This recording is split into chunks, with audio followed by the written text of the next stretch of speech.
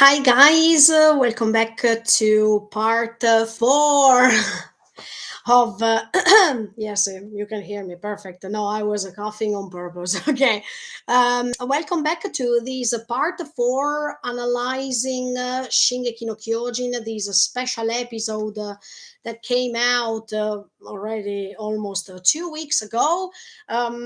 So sorry for that. I mean, so sorry that I am at the sorry so sorry that I am extending these long analyses, but as you might see, there are so many things that I have to say. And some minutes ago, I published even the first episode of a Bleach, Thousand Year Blood War. Go and check it out because episode 2 is coming later. Sorry, I have so many things to do today that I am quite busy. Okay, so just to let you understand what's going on, I already came back from work and now I'm ready to jump right into Shingeki no Kyojin. So let's see what's going to happen in these other, I think, 3 hours, as always. But or more or less, let's see what's going to happen. Are you ready to join me with this? Let's recheck out the episode and let's see what we can say about this amazing episode. Last time I was talking about Annie. I mean, I was talking about this character based on the scenes that I was watching. So feel free to join me, and you find all the other parts of these long analyses on the channel. So feel free to follow me as always. Time to start because we don't have a time to talk about nothing. Let's go.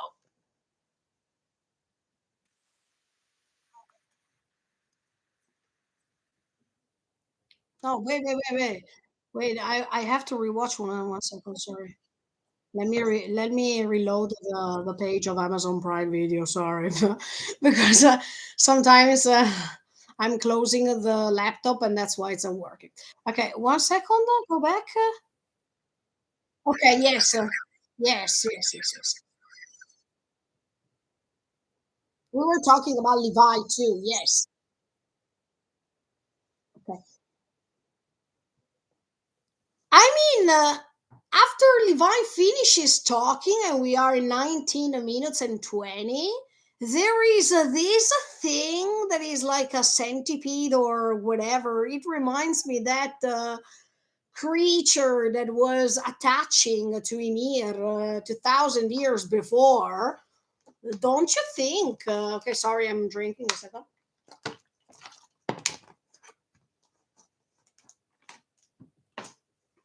This reminds me of that creature. Let's go ahead.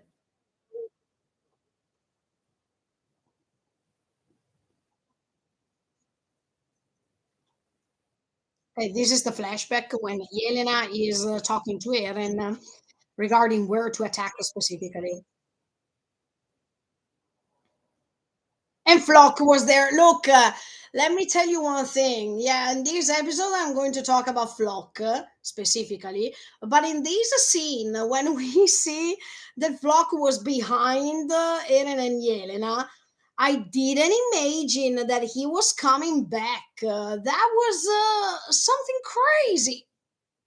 Let me open a bracket. When he died in part 2, I was a little bit feeling awkward because a character like Flock, who was really relevant in both part 1 and even part 2 specifically, and I mean, if we talk about part 2, even more specifically than part 1, but a character like Flock that was dying like this so suddenly, thanks to Gabi. I don't know if I said that, but in part 2 reaction or in part 2 one of the videos in which I was analyzing part 2, I was saying I don't remember if I said that, but I remember that I thought about that. I think that I told you, Flock died like that. That means, are we sure that he's dead or something? So when I realized that in this special episode he was not dead, I was like, what the simple F? Let's go ahead.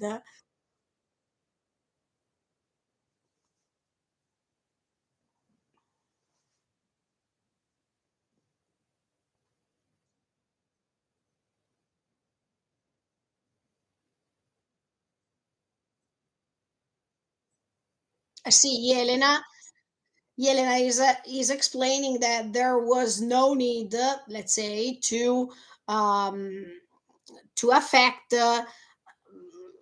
the other side of the ocean so much. The reason why is that if you put just a few of the colossal titans to react and to create, let's call it like a mini rambling, just as a test, then these then these ships are going to be defeated, of course, and there should have been an economical crisis, of course, because of the loss of all these ships, because of the damage in the port, and whatever. So Yelena was saying, look, it's enough.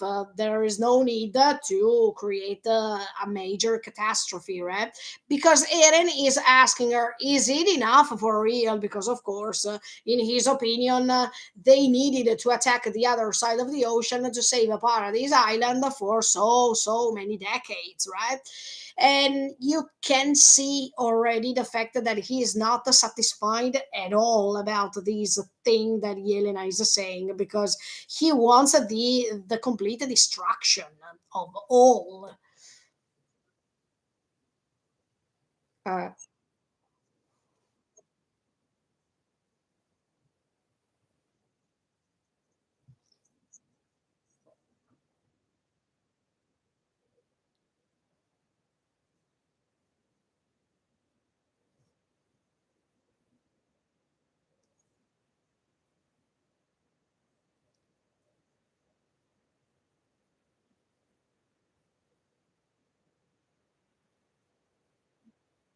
I see. He's going to destroy the port, yeah. Wow, and let me say, when Yelena is saying, listen, guys, I have a request to ask you.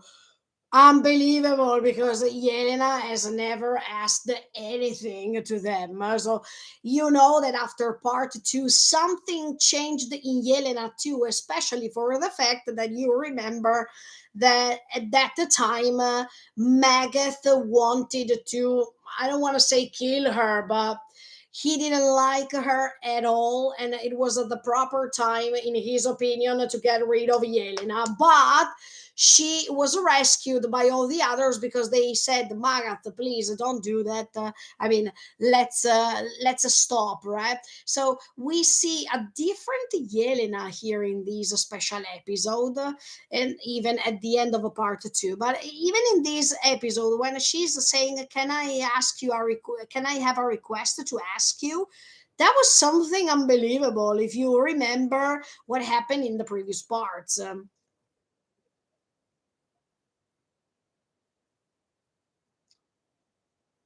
Oh my, Yelena. Okay, I was about to say that you had a request to ask, and then you're saying that Zeke was right. No way. I mean, nor Eren nor Zeke are right here. Do you remember what was Zeke's plan? That means, let's exterminate, thanks to this plan that he had, all the Eldians, I mean, all the Yumi Rorotami. So once there is this sort of indirect extermination, because they don't have kids anymore, so they can't procreate and they can't go ahead with their population of Ymir, then the world is going to be fine, because they are erased and no one is going to be affected by these. The Yumi no Notami is not going to be attacked anymore. The world is not going to attack anybody anymore. Problem solved. Not at all. I mean, I don't agree with the Zeke's plan at all. The fact that Yelena keeps saying that Zeke was right, no, he was not.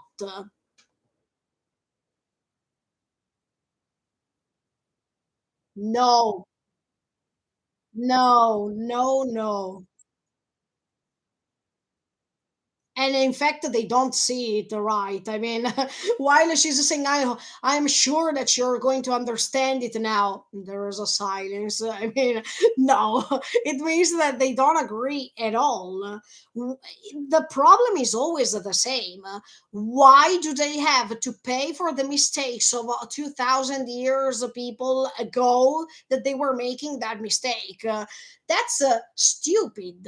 So that's why I'm here saying that nor Eren nor Zeke are right, of course, because they have two different minds, I mean, two different points of view, and both of these points of view are wrong. Because if we check Zeke's plan, if Zeke wanted to eliminate, thanks to this great plan, the Yumi Ronotami, Zeke believes, okay, if there is no more Ymir's population, uh, there's no more reason to fight. Do you really believe so, Zeke? I mean, do you believe that in the world, especially except for the Yumi no Tami, okay? But do you really believe that the world is not going to create other wars against other people or condemn other populations? Are you really serious about that?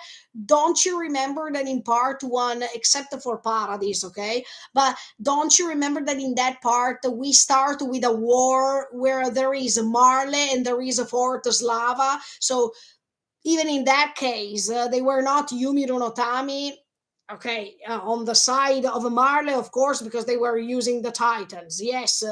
But that makes you understand that if you erase the Yumi no Tami, or if you erase the Paradise area, let's say, because it's most populated by these aliens, you're not going to solve anything because other wars with other countries are coming anyway. So if it's not the Yumiro no Tami's, I mean, Yumiro no population, the victim of all of this extermination, of this discrimination, and whatever, another population is going to suffer. See, no matter if you stay on Zeke's side or on Eren's side, you are making a mistake anyway for by following the principle that it's not because you erase a part of a population of the world that the Mondai, I mean, the problem is solved. No, because by by having a human beings on earth anyway, there will always be a problem. So it's not the point that, okay, I eliminate that population, the problem is solved. Not because after that population, then there is another war against another population. So Zeke's plan is wrong. At the same time, Eren's plan is wrong too, because if you erase three quarters of the world, as I told you many times already, and you leave one quarter or even less of the world, that's not going to solve anything because inside this population of Ymir, there are still corrupted people, or anyway, you want to prolong, let's say, a population that was enslaved, and then maybe they are going to avenge everything that happened in other ways, or they are going to corrupt other people inside paradise. So as you can see, no matter how you see things, it's all wrong. So Yelena, please don't tell me that Zeke's plan is good, because nor Zeke nor Eren are right in here. Let's go ahead. No. eh, Okay, Hanji doesn't say, Yelena, you are right, that Zeke's plan was correct. She is saying, Hanji is saying, I admit this. I couldn't show Eren any solution, any sort of hope or future. But this is another thing. I mean, Hanji is not saying, okay, yes, Zeke was right.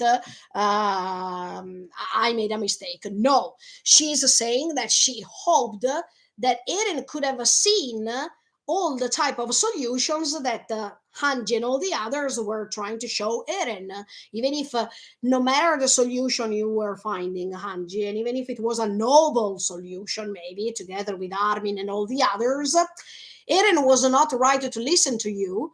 I mean, he was not, sorry, not right. He was not ready to listen to you because He had that purpose, and that purpose hasn't to be stopped by anyone. Otherwise, from Eren's point of view, there's a sort of a disappointment about himself.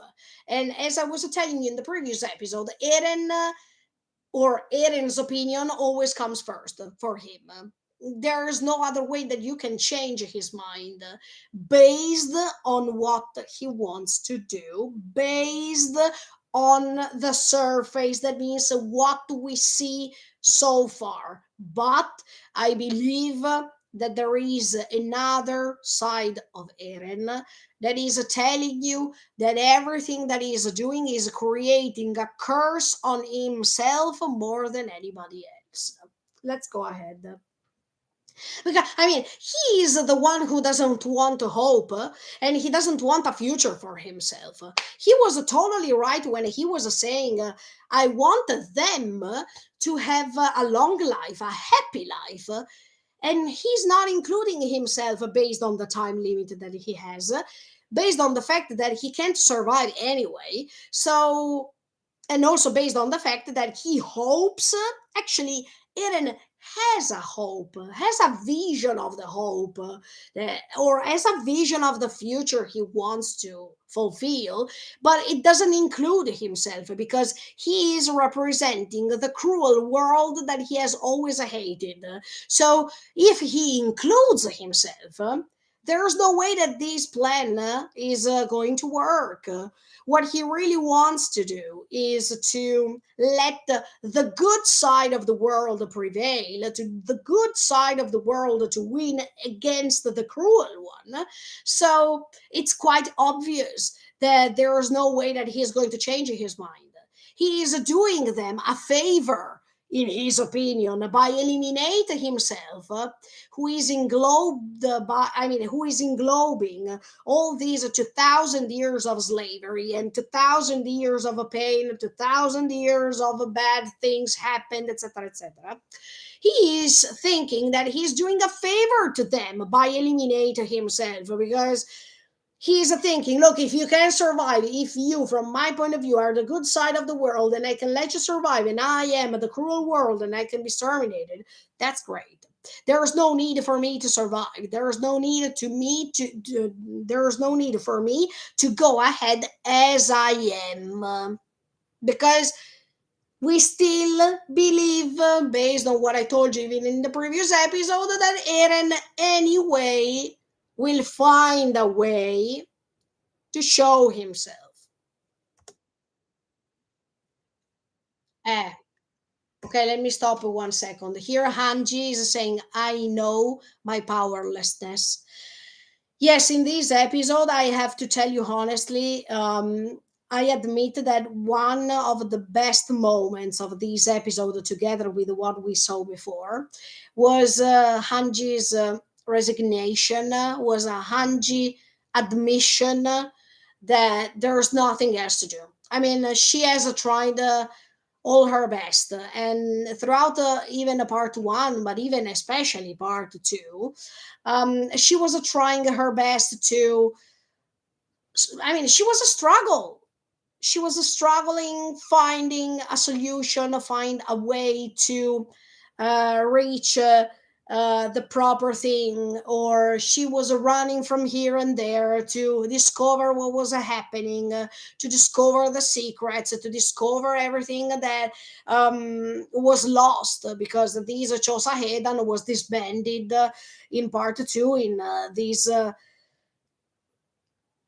bad way, okay, in such a way that even Hanji felt hopeless. And I remember when she was sitting and she was really tired of everything that was going on and on how the things were going on, and she was even criticizing Erwin at that time, because she was saying, why, Erwin, why did you choose me, why did you really want me as a commander? So the fact that she couldn't find a solution for Hanji was really painful, because she, from season one, was the one who actually was trying to find to solve problems, to find the secrets of the walls. Do you remember when she was even trying to get some info by asking that priest of the cult of the walls regarding what was going on, why there was these Titan's face inside of the walls.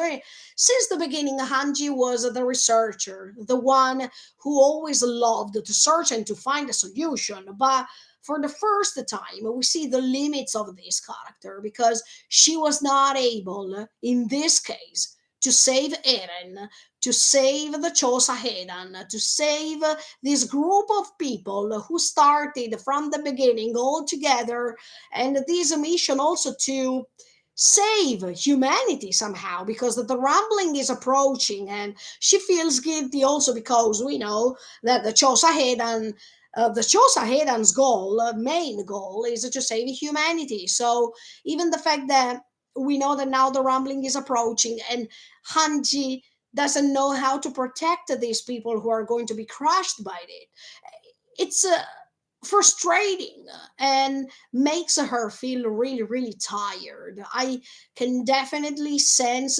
Hanji's powerlessness, but even the way in which she is collapsing little by little, but before collapsing, she prefers to try the one and only thing that she thinks that it's the proper thing to do. That means to fight or to stand in the first row and take all the responsibility of all the actions that she made, that in her case they are all wrong or she failed. And that's why she feels that she's the right culprit to punish, not all the others. And but let me talk about Hanji later. In this case, I wanted to remark the fact that she is saying, I admit my powerlessness. And in order for a commander to admit the fact that she was not good enough, the fact that she had lots of limits in these, and once again she thinks that she's wrong, that she's the wrong commander, that nothing like this had to happen, or the fact that she believes that she is disappointing all the comrades who are dead right now. I mean, there's a sense of um, being impotent that is creating a deep black hole inside the Hanji's feelings. So that's crazy. I mean, I really like the fact that Hanji lost her smile, because throughout these seasons we saw that together with Sasha, she was the laughable part of this story, and every time we could, I don't want to say relax, but we could enjoy this story a little bit, even thanks to her, because when there were those laughable moments, we could understand that okay, things are wrong, but we can still make it. Okay, but there is still the hope that we can find a new plan. But there is still the way to think in a different way. So next time it will be better. But now we are approaching a situation in which there is not another possibility. There is not another time. Next time it will be like this. No, now time is up. Now it's over. All the possibilities they had in front of Hanji's eyes are gone. There is no next time. There is just this time. And she knows in her heart that she failed because the Chosa member, they had to fulfill the same goal altogether. But the fact that now Eren is on the other side and is going against them, she feels as if she has failed also because of this. Because she couldn't keep the team all together after Erwin's death, and she couldn't do anything to regain that member who was supposed to be the hope for humanity, but he's changed inside and he's becoming the enemy of humanity. Do you understand what I mean? I mean, Eren since the beginning was the hope for humanity, let me tell you. I mean, you all know this already, and they were all counting on Eren, especially Hanji is the one who was always supporting Eren, who was finding the Titans, but even he himself so great. And even at the last time in which she was talking to him, that was really brilliant, because we know that that was the last time she had the chance to meet Eren and to talk to him. But that dialogue was already compromised, because she could see that Eren was different. She could see that Eren's eyes were different, and the purpose was different, and there was no more that guy who was staying next to her, listening to her and learning from her. Look, I feel Hanji. Somehow, if I were in Hanji's position, I would have said, look, I was the one who I was trusting Eren the most. I was the one who I was teaching Eren all of the knowledge that I had about Titans. So, am I a culprit too? Am I a fault woman too because of all this? I understand. I really understand all these people, even Levi, who definitely believes, look, I trusted Eren so much, and look where we are now. As if they feel themselves as if they are stupid because they couldn't realize where they were going, and they were going to the wrong path. But anyway,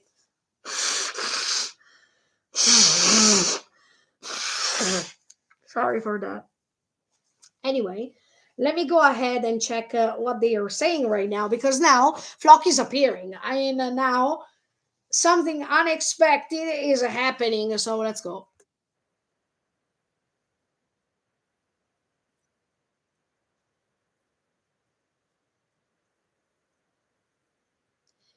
Okay, what Peak is trying to do this time is really admirable, because even if she knows that Falco is the new Joe Titan, he is a kid. Gabi, she is really strong, but she's a kid. So what Pick is trying to do now is exactly what Sasha's dad, what Nicolo, what even Magath before dying were saying. That means let's try to avoid the fact that the kids have to take part of all this mess that we adults created.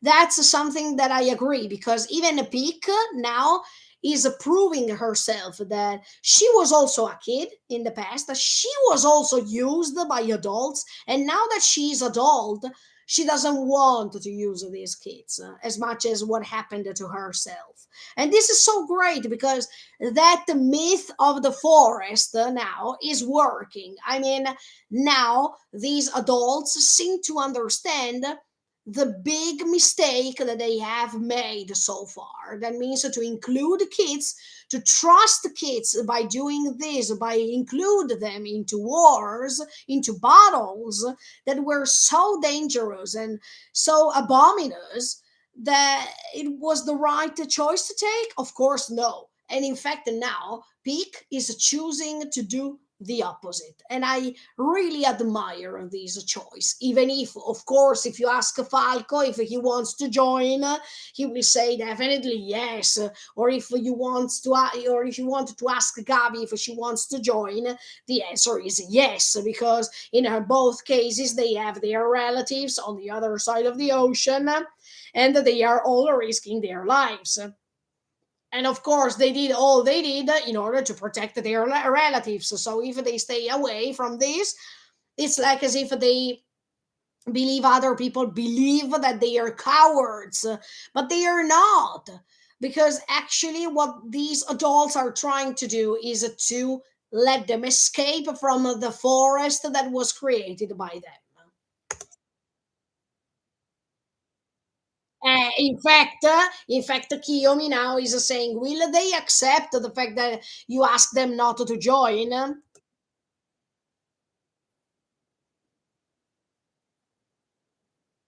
agree. I totally agree with what the peak is doing right now. Sorry, let me turn on the light really quick.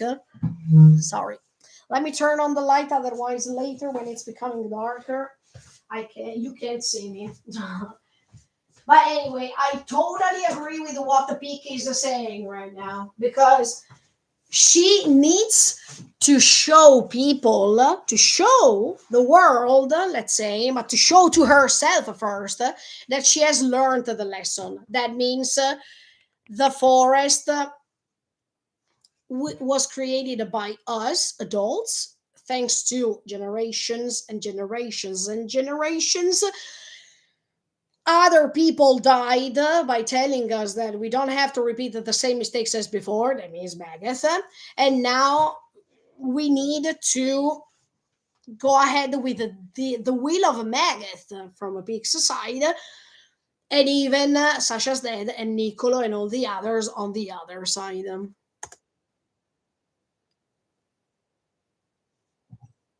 Eh, of course. She has lost comrades. She herself lost Galliard, for example, and even Zeke, who betrayed her. So, of course, she's going to join the battle because it's part of her duty, as she said. And as much as the others are trying to save Eren as a comrade, she is also going to work hard to save the people she loves. I love Peak because she exchanged her personality throughout the story, and she had an evolution herself too, as much as all the other characters, of course. But the good thing that we see now is that she is wearing this uniform with the wings of freedom. I mean, she is wearing the uniform of the Chosa Hedan, and that's crazy because if we think about Peak when she was attacking the Chosa Hedan in the previous seasons, and now the fact that she's wearing that jacket, I mean that uniform, amazing. See, it makes you understand that there is always a way to change. There is always a way for human beings to develop their abilities, but also to change their mind based on the facts, based on the events that are going to affect them dramatically or instantly or suddenly or after a long period of time. It doesn't matter, but you as a person can't stay the same. Okay, so now it's finished the first episode. Let me start the second one. Just a second.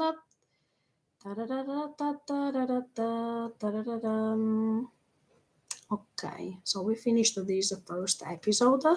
Now, let's go ahead. Here we go. Oh,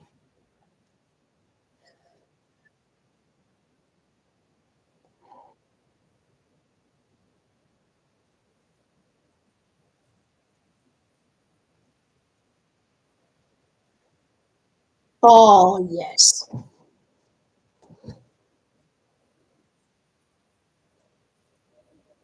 Okay, I wanted to stop here for a second because here Levi is facing the truth of his body's condition. And it's quite sad, because we have always seen this character as invincible, as a character that can't be defeated, a character that has never had these physical conditions before. And we are approaching these characters' fall, even if he's not fallen. But the fragility of this character based on his physical condition. Look, I think Levi is understanding now more than ever that he was always been a resource for everyone. I mean, when Levi was coming, you knew that he was the one that he was going to finish everything, that he was going to find a solution and kill the Titans. I mean, he was really reliable as a character. And even now, he is reliable in his own way. But the fragility to see that he can't even manage, I mean, he can't even pull these ODM properly because there are some fingers that are gone. I mean, he, thanks to that explosion that Zeke made, he lost some fingers, right? And I wanted to say something that was told. I mean, that my husband told me regarding this scene, because he was saying that in the past, I mean, in Japanese history, they are saying that samurai, when they had to attack with the katana, they didn't need the fingers Levi lost, for example. They needed just the fingers that Levi has still. And also for them, it was enough because it was the proper way to handle the katana. It was the proper way to manage it and to attack when there was the need to attack. And I think Isayama wanted to do this reference with the samurai because he wants you to understand that Levi, it doesn't matter if he has fingers or not, he is strong enough and he is the strength on the fingers that he really need in order to defeat Zeke. So even if Zeke tried his best to let him explode, to defeat him physically speaking, no, he has still the fingers that he needs in order to rule the ODM, in order to use it. That's awesome if you think about it, because this reference with the history, with the Japanese history, is awesome.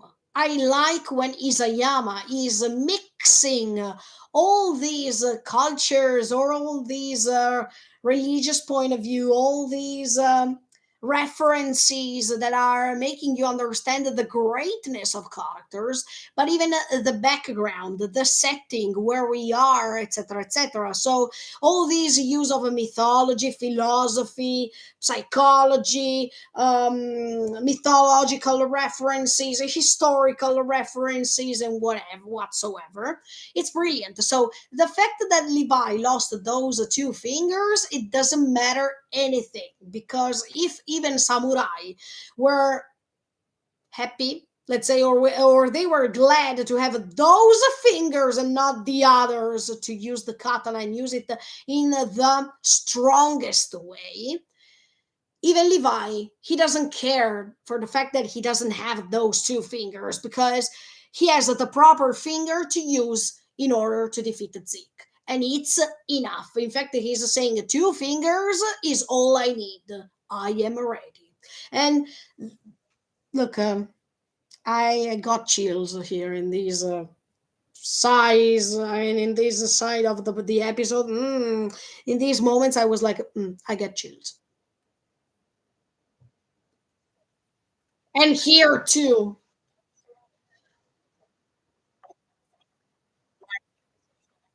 In fact, I mean, Annie said I mean, sorry, Pika said, Annie, from the beginning, you were never subservient to Marley. And in fact, Annie didn't join them because she cared. Annie didn't join because she was standing on Marley's side, or because she believed this and that and that. Annie joined just because she had to do it based on the training of his father, because her father, sorry, because her father told her that that was something good to do, etc., etc. She was pushed psychologically speaking. That I think that she got nausea to join that group, and in fact, as soon as she could, Annie, she was saying, "Let's go back."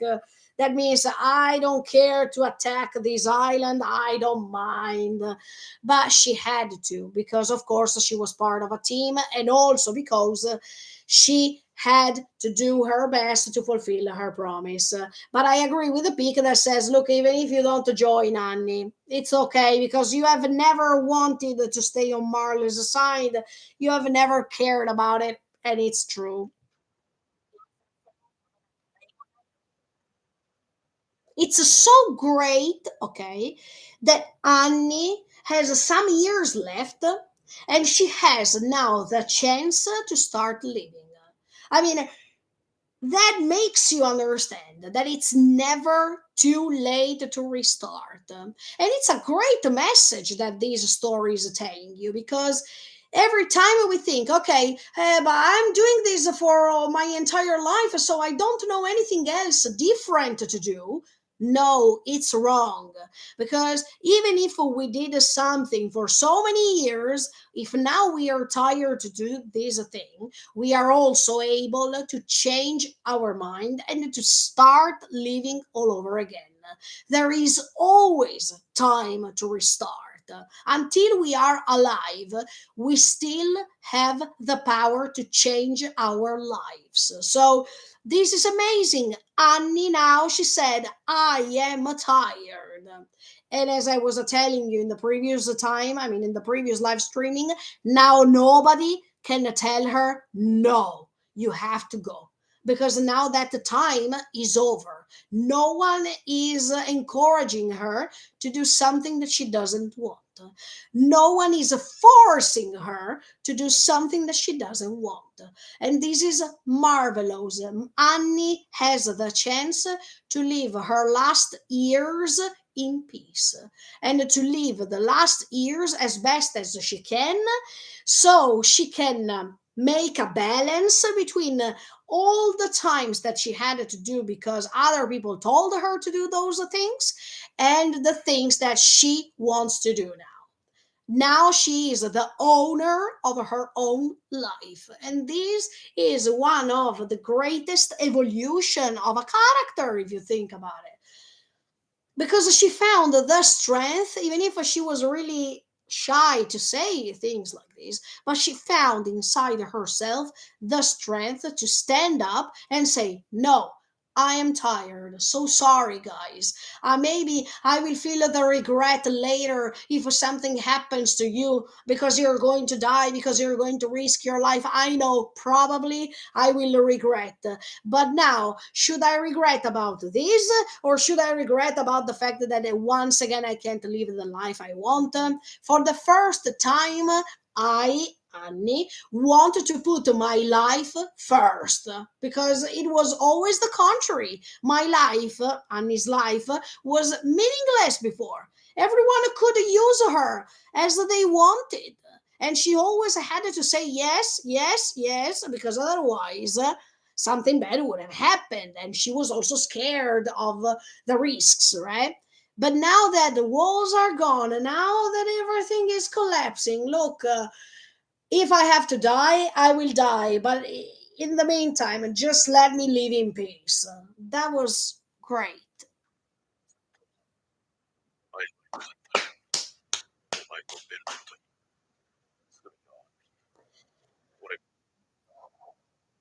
Oh, yes. Let me tell you, I love a Reiner because he knows his limits. He knows his mistakes, and now more than ever, he's not afraid to admit them all. And it's something great for a character. When he or she is admitting his or her mistakes, that's awesome because you understand the maturity of this character, the fact that he was facing himself, he was checking his consciousness, and he was asking himself, are you proud of you? No, I am not. The fact that he's recognizing this and he's saying it out loud, that's stunning. He is apologizing because he forced, yes, he was one of the people who forced Annie to keep going ahead. But at this point, dear Annie, let's thank Reiner also because it's a thanks to Reiner that you had the chance to meet Armin. We have to be honest to ourselves. If Reiner at that time decided to go back, Annie probably would have never met Armin. Annie would have never had the chance or the possibility, whatever, to spend time with Armin for some years to understand, to start understanding her feelings, even if she didn't want to admit them, because of course they were considered as enemies. It was something crazy to fall in love with an enemy. But now that there are no more boundaries, now that there are no more attacks that are put on people, we needed to face the truth.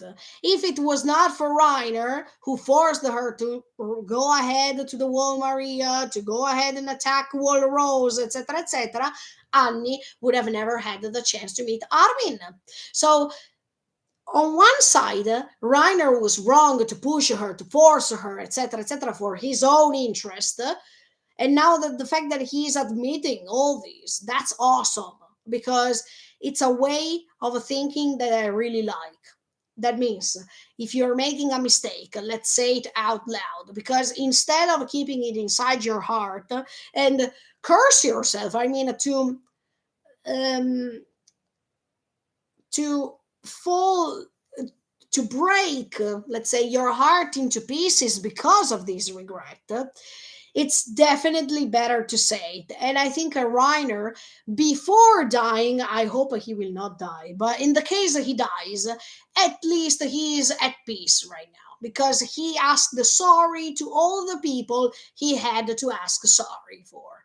And this is good, because now Reiner's consciousness is a little bit lighter than before. He asked the sorry to, I mean, he said sorry to Eren, he said sorry to all the other comrades of Chosahedan. He said sorry to John specifically. He said sorry to Annie and to Bertold for all that he did. So, as you can see, little by little, Reiner's consciousness is feeling not heavier as before, but lighter. And this is something amazing. I like when the characters are taking care of what they did and they are redeeming themselves. Not because they have to, but because they really feel to do so. And Reiner did really wanted to do so.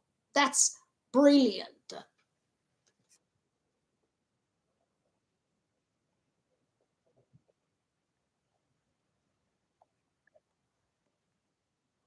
Yes, Reiner, if they went back, think about it. Okay, think something like this. Now I'm going to say something that is that might be crazy, but I think all these characters they have to thank Reiner, because even the fact that he was pushing these other characters to do what they did helped the situation. I mean, Reiner, by forcing Bertold Annie to go ahead, that was also a chance for them to get in touch with this paradise island, to see if those were all demons, to see if those people were all wrong, to see the difference. And I think that Reiner is part of this huge project to change the world. As a paradox, it is like this. I mean, their attack and their infiltration could have let them understand the fact that Paradise was not what the other side of the ocean was saying that it was. So Reiner, who wanted to become the world's hero, actually, he is a hero. He's not just a warrior, he is a hero, because thanks to his stubbornness to push and move forward to those walls, he could create all this story in which we see that the world will change, that the world can stay all together and they cooperate. And if they are going to kill Eren, Reiner is going to become the hero of the world together with all the others. And if they are saving humanity, these aliens can't be considered as demons anymore, because they are saving them. So, as you can see, if that day Reiner didn't break the wall and they went back home, things would have never changed, both in their minds and both into the minds of the people where they were living. So Reiner, by doing something wrong, of course, even if his purposes were nice, because he wanted to save his family, he wanted to protect his family, and whatever, and he wanted even to save the rest of the world from this island full of demons, he did something good, because it's an action that is created, that can create other consequences later, but the result will be Paradise Island is not as you thought before. In Paradise Island, there are not demons. There are people, as you, as me, as the others, etc., etc. So, as you can see, if Reiner, Annie, and Bertold went back home that day, things would have never changed. They would have kept thinking that in Paradise there were demons, etc., etc., etc. And things probably would have gone on for lots of other generations without changing anything. So, as you can see, even if we think that breaking the walls that day because we see the point of view of Eren, but if we see it on the other way, we can understand that by breaking the walls, things would have changed forever. So Reiner, by doing this, started a sort of a chain of events that could change the world. And this time, he's changing the world for better. Because as you can see now, he's together with his comrades of a paradise. And he's not treating them anymore as demons or as people who have to be exterminated, etc., etc. So Reiner's character was essential. And at this point, I don't want to say it as if I am presumptuous, but that's why, at this point, I believe that Reiner is Isayama's favorite character. Because now that we see things from this perspective, we understand that when Reiner broke the walls that day, it was just a starting point of something that was needed in order to reach the end. The end of that cycle that was kept being repeated over and over and over again. Think about it in this way, in this case.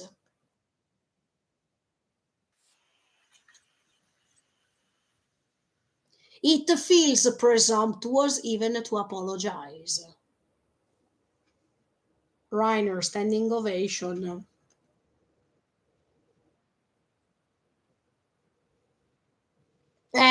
Of course. I mean, Annie now she's saying what she's saying, not because she's hating Reiner. In fact, she's saying, "Yeah, I don't know how many times I decided to kill you only to stop myself." Yes, because she, by saying let's go home, Reiner, let's go home, let's go home, she wanted to stop herself by I mean, she was refraining herself to kill him all the times that he was saying no, no, no, let's go ahead.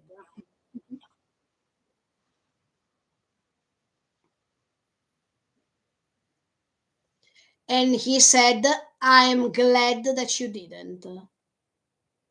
I am glad that you didn't stop yourself and kill me.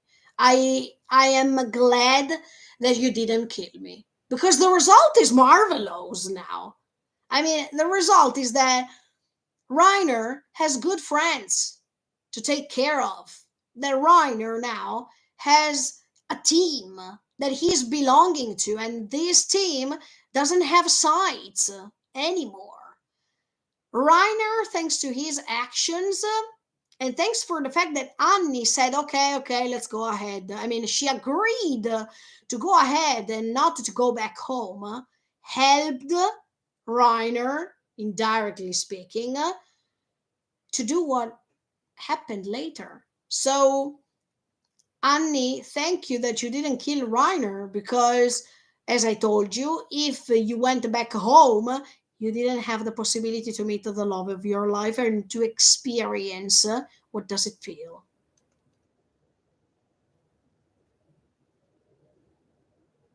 Oh, and let me tell you guys, one of the best moments in this episode was when Annie is hugging Reiner.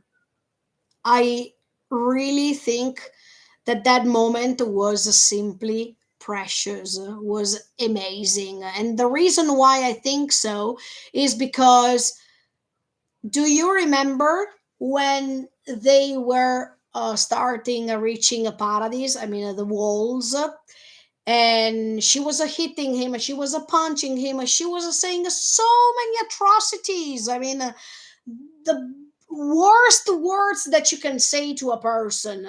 She was always saying bad things to Reiner. And when they were growing and they were almost attacking Wall Rose, do you remember when Reiner tried to approach her and she was saying, "You make me throw up"? Do you remember? And she said, "Step away from me. Don't even touch me because you make me throw up." Do you remember that? Now she wants to hug him. Amazing. You see how much Annie changed, and it's a way to thank Reiner for what he did. Now Annie is hugging Reiner. So you see the difference. Now there's no more need to say, "Don't touch me." Because now Annie experienced the way to stay in a community, the way to stay in a team of friends, because now they are all friends. There are no more sides. And Annie experienced how to say no without being punched, without being punished. She experiences love for the first time. So, as you can see, Annie is becoming more human. And who do we have to thank this process of humanity? I mean, to become more human, she has to thank Reiner.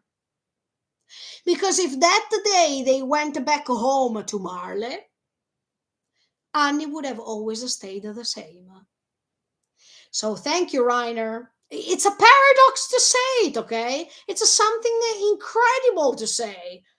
But thank you, Reiner, because you broke that walls. Because if you broke that when you broke that walls, you started a chain of change forever. And Annie is grateful to Reiner because it's a thanks to him that everything happened. It's a thanks to him that she could have found the human side of hers. And that's so amazing. And I'm so happy that she's hugging him because of all the times that she was putting him aside, and she was um, how can you say, I mean, she was putting Reiner, I mean, pushing Reiner away.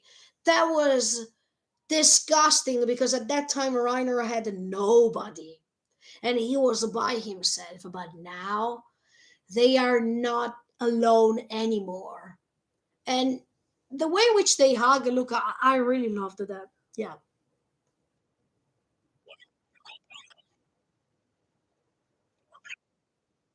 This is the first time that she's saying ryokai to Reiner, you know. I mean, at the beginning when they were trying to come on to Paradise and to break the walls, etc., etc., she never um appreciated the Reiner because he was giving them orders to stay, to go, to break the walls, to do this. Let's not come back home, etc., etc. Now, when Reiner is ordering her to take care of Gabi and Falco, she's saying "Ryokai shimashita." That means yes, sir. She has never done that before, especially when Reiner was saying something. See, this story makes you understand that events are changing you. And it can be a change that can be forever, or it can be a change for an instance. But anyway, you are not the same person as for the beginning. You will never be able to stay the same. And should we say the same thing about Eren? I think so.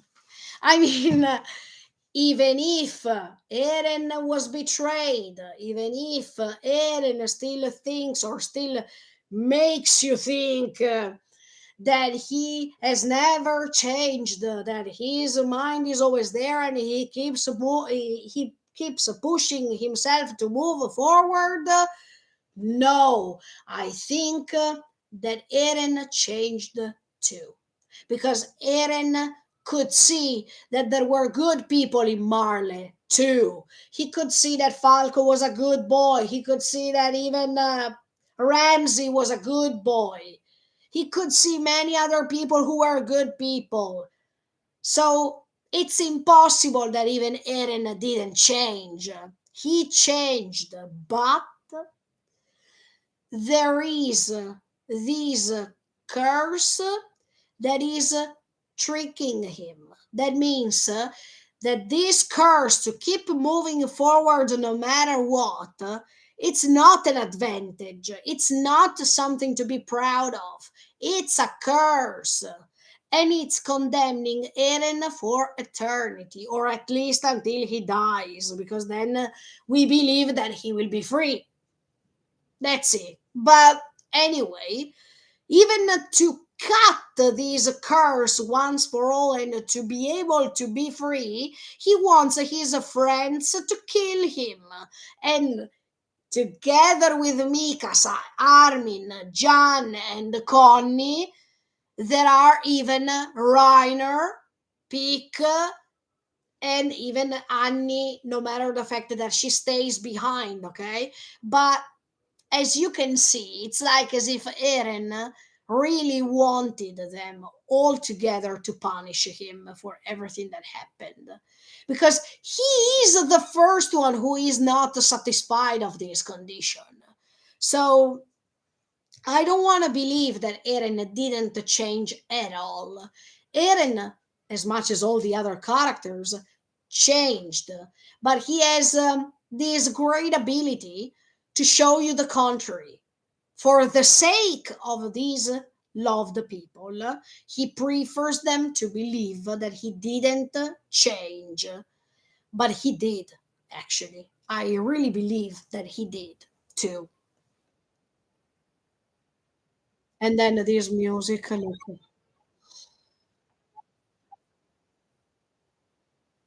Oh my, look, even when Hanji says, Matane,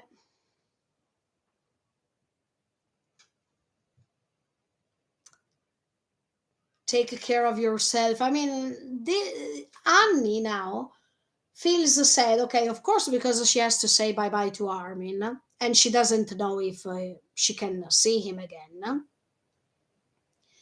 But she is also sad because all of them have big smiles when they say bye bye, see you later.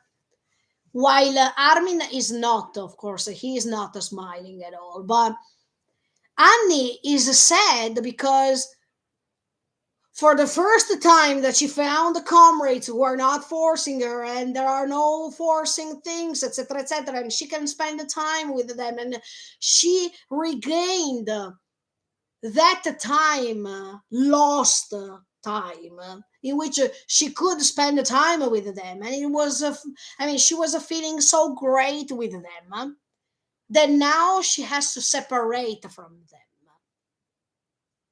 If you noticed, I wanted to go back for a second. If you notice, there is a sunset time, so it means that things are going to change anyway, because that day is going to finish, and that means the end is near somehow. Another thing I want you to notice is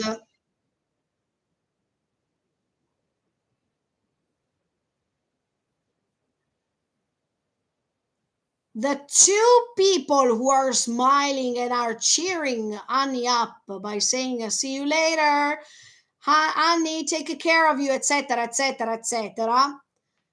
Hanji and Connie. Okay, I open a bracket because probably there are some people who didn't follow me so far. So I want to be, um, I want to say it again. This many many months ago, I was telling you that based on what Eren was saying in that sunset scene, etc., etc., when he's saying, I mean, when Connie and Sasha are talking, at a certain point, Eren was replying as if he knew that both Sasha and Connie were going to die. The way in which he was replying to them made me feel as if Connie too is going to die. But now that we see this scene in which Annie is looking at them and Hanji is smiling and saying, "See you later, Matane." And Connie is saying, "Take care of you," and he is smiling, okay? We know, of course, here that Hanji is dying. Okay, perfect. The other one who was waving his hands is Connie. So I wanted to confirm at this point that even Connie is going to die. And if it's going to happen, it will be really sad because John is going to lose another dear friend that was part of that trio that now is gone forever. And I believe that Connie is going to die at this point because he has to reconjunct with his other half, that is Sasha. I really believe that these two characters can't stay away from each other. They have to reconjunct. And by hearing Connie saying that Sasha for him was like a twin, that makes you understand already that they have to reconjunct. And it's at this point, I don't want to say that it's an opinion anymore. I definitely think that it's something confirmed. And it's like as if Annie is so sad right now looking at them, as if she has a prediction inside her heart that they will not come back, especially because they are the two of them are the ones who are shaking their hands as if they are saying goodbye forever, and while all the others are not doing anything. I mean, they are not waving their hands, only the two of them. And this is already a hint to me. By having given the sunset as a setting, it makes you understand absolutely that they are not going to come back. And this is quite sad, absolutely. But the way in which they are already anticipating you that that would be a goodbye, this is so sad. But at the same time, I want to say that the poetic way that Isayama is using to let them depart, it's super amazing. It hits your heart, you know.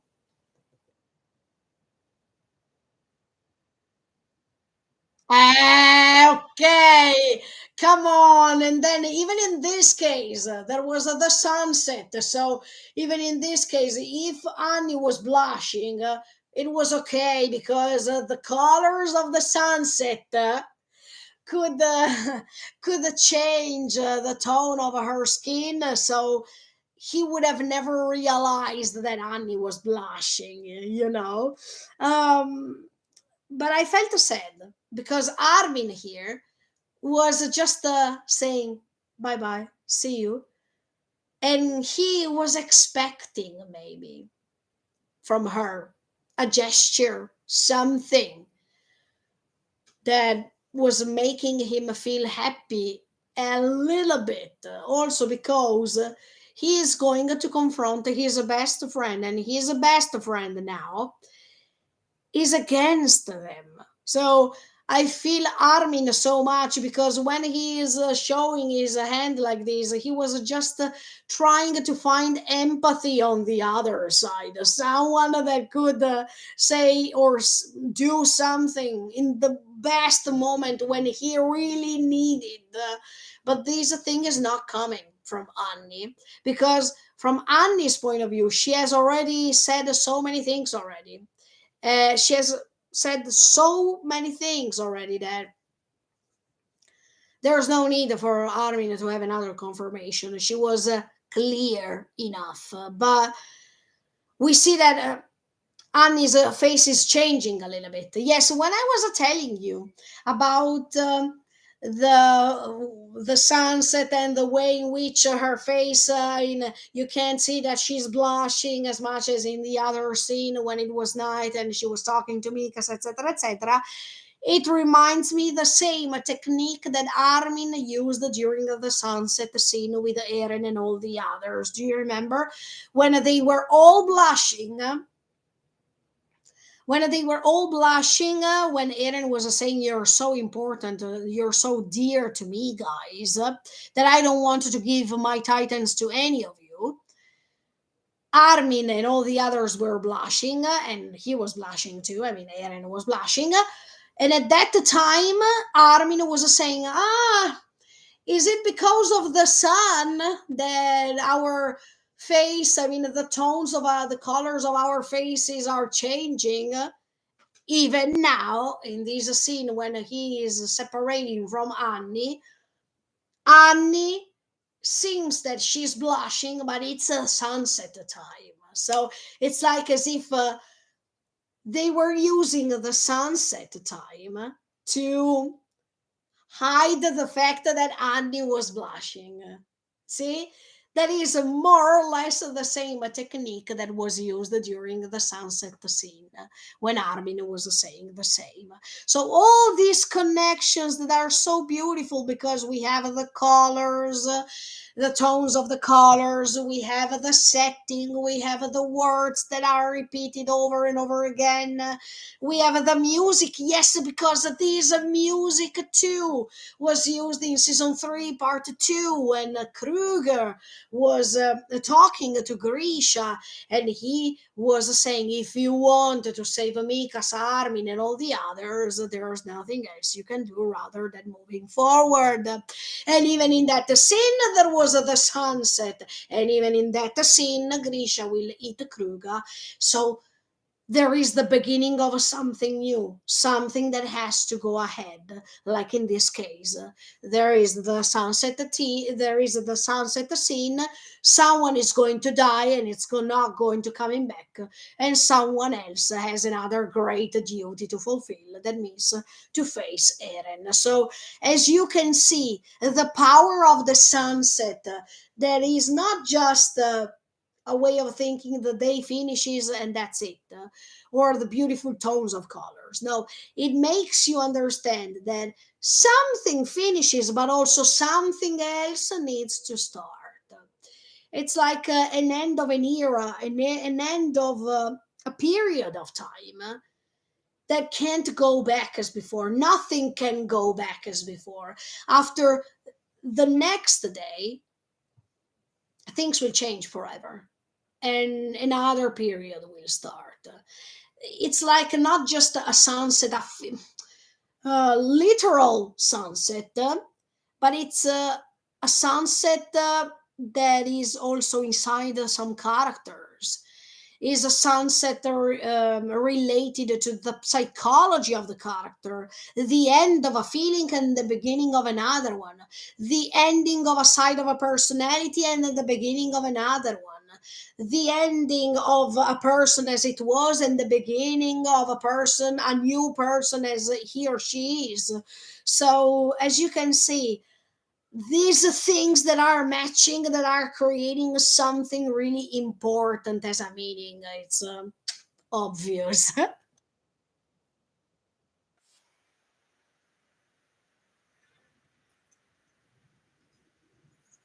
Eh, Mikasa, who is approaching and she's asking Armin, "Are you okay with that?" And Armin is saying, "With what?" And he's blushing. Come on, Armin. We understood. All of them understood already, so there was no need to hide anymore. And in fact, that's why Armin's hand was like a, because he imagined, or he thought that even the others were looking at him. If he was like, Annie, see you, I hope to see you again, or something like that. He was so shy, but he wanted also to hide these feelings that he was feeling, based on the respect that he's having towards Annie, because he knows that Annie doesn't want to reveal his feelings so easily. So he was really respectful, but he doesn't know that Mikasa already knows. So just that.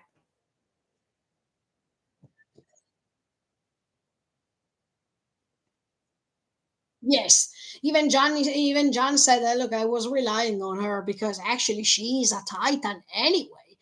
But the fact that she was always used as a Titan, and she was always killing people because she was a Titan. This time she wants to repress her power and to just live peacefully. And of course, even Connie now says Annie has fought enough.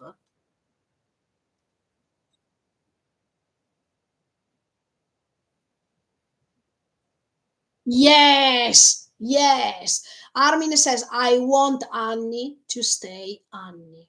That means I love her because I let her choose what to do. I don't want to impose myself by telling her what's good for me.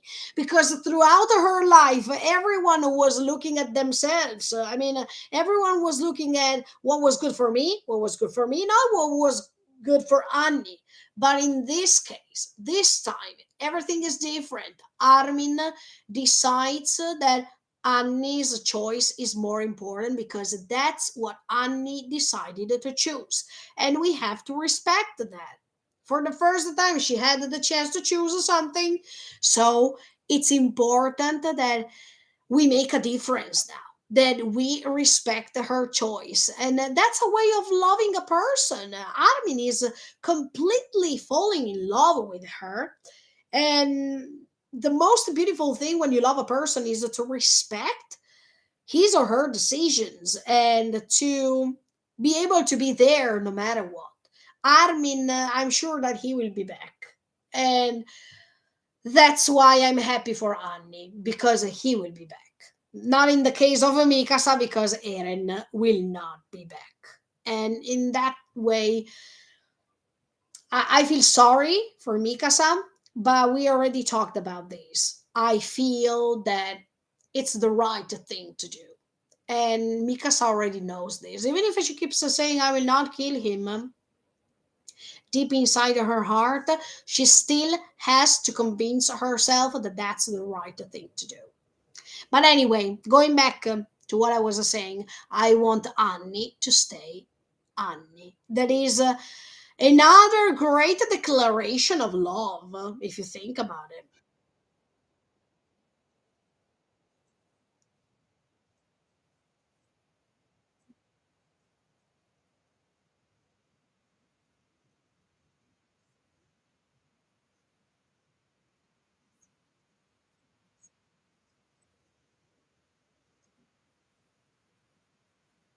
Yes, see, Pika is following exactly what Magath was saying, and she can't refuse to do that because, first of all, it's a way to repay the favor that Magath did to them because he sacrificed himself over there to let them go.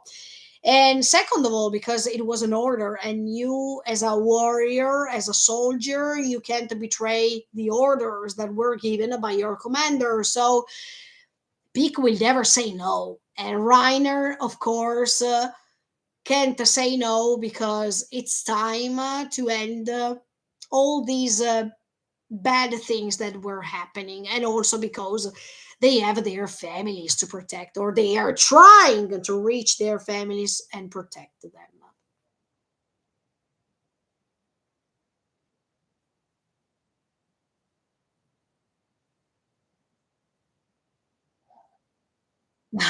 That's the last time in which we hear Hanji saying something that will never happen, because we know that she will never be able to ride the cart Titan. But every time that Hanji is saying next time, or even when she's saying goodbye to Hanji, see you. I mean, it's not like matane, it's not like sayonara, okay? When Isayama decided to put these sentences, and then we know that these things will never happen, that's where Isayama wants us to cry hard, because he knows that it's punching our stomach. Things like these are so effective, you know.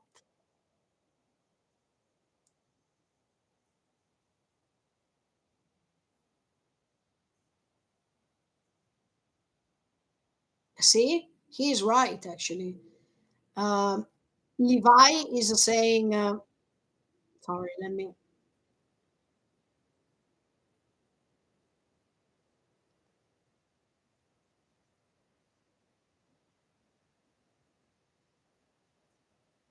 I see your love of Titans is still unrequited. Yes, and in fact, that's why she said, "Can I ride the car to Titan?" Because she still wants to try that. Her love for these titans that were so mysterious since the beginning, that they were amazing her, because it was something that she couldn't explain herself. That's something that she will never get rid of. Her passion to discover and analyze these creatures, and the way in which these human beings are transformed in these creatures that are having specific characteristics. That's how Hanji is till she dies. And this is great because Hanji is dying the way she was. Even if she was well aware of all the bad things or bad decisions that she made, and she took all these people to risk their own lives because of her decisions, her love for all these creatures will never fade away. These way to discover them, a way to analyze them, to research them. It was something that made this character as she was. So, of course, Levi is saying something like this, but it's really cute. Even the fact that she is called by him Four Eyes, because Levi was never seeing any sort, he was never showing any sort of affection, you know. But his way of calling her Four Eyes was his a particular way to show her affection, even if it was not detected, probably. Levi has never experienced affection, thanks to gestures and even thanks to words. But I think that throughout all those years, even if it was something unbelievable for him to do, he learned somehow how to reach the heart of some of these characters, by staying next to them and by creating these bonds. Even Levi was trying a small percentage of himself to convey this affection in the only way that he knew, that means to avenge others, to fight back at others if others were threatening them. So as you can see, everyone has his own, or his or her own way to show affection, but that doesn't mean that if it sounds so rude as Levi is doing right now, that doesn't mean that it's not affection. It is affection, but on the other side, Levi is also afraid to lose, because no matter how many times he lost his comrade, he's still afraid to approach them too much and being affectionate to them, because if he is going to lose them, he can't bear with this anymore. He did it so many times. He tried to see the hope over there in front of him, and every time this hope was taken away by somebody.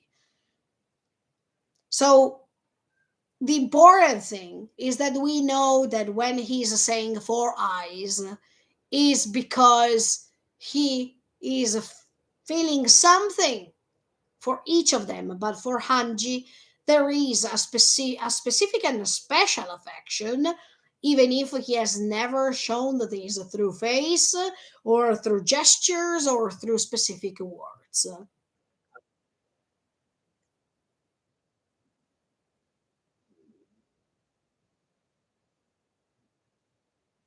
And now, ah,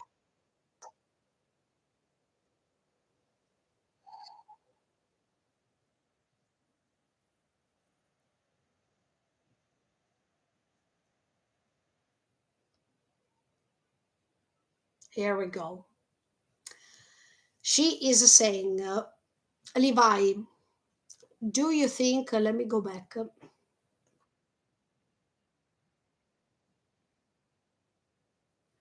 Levi, do you think they are all watching?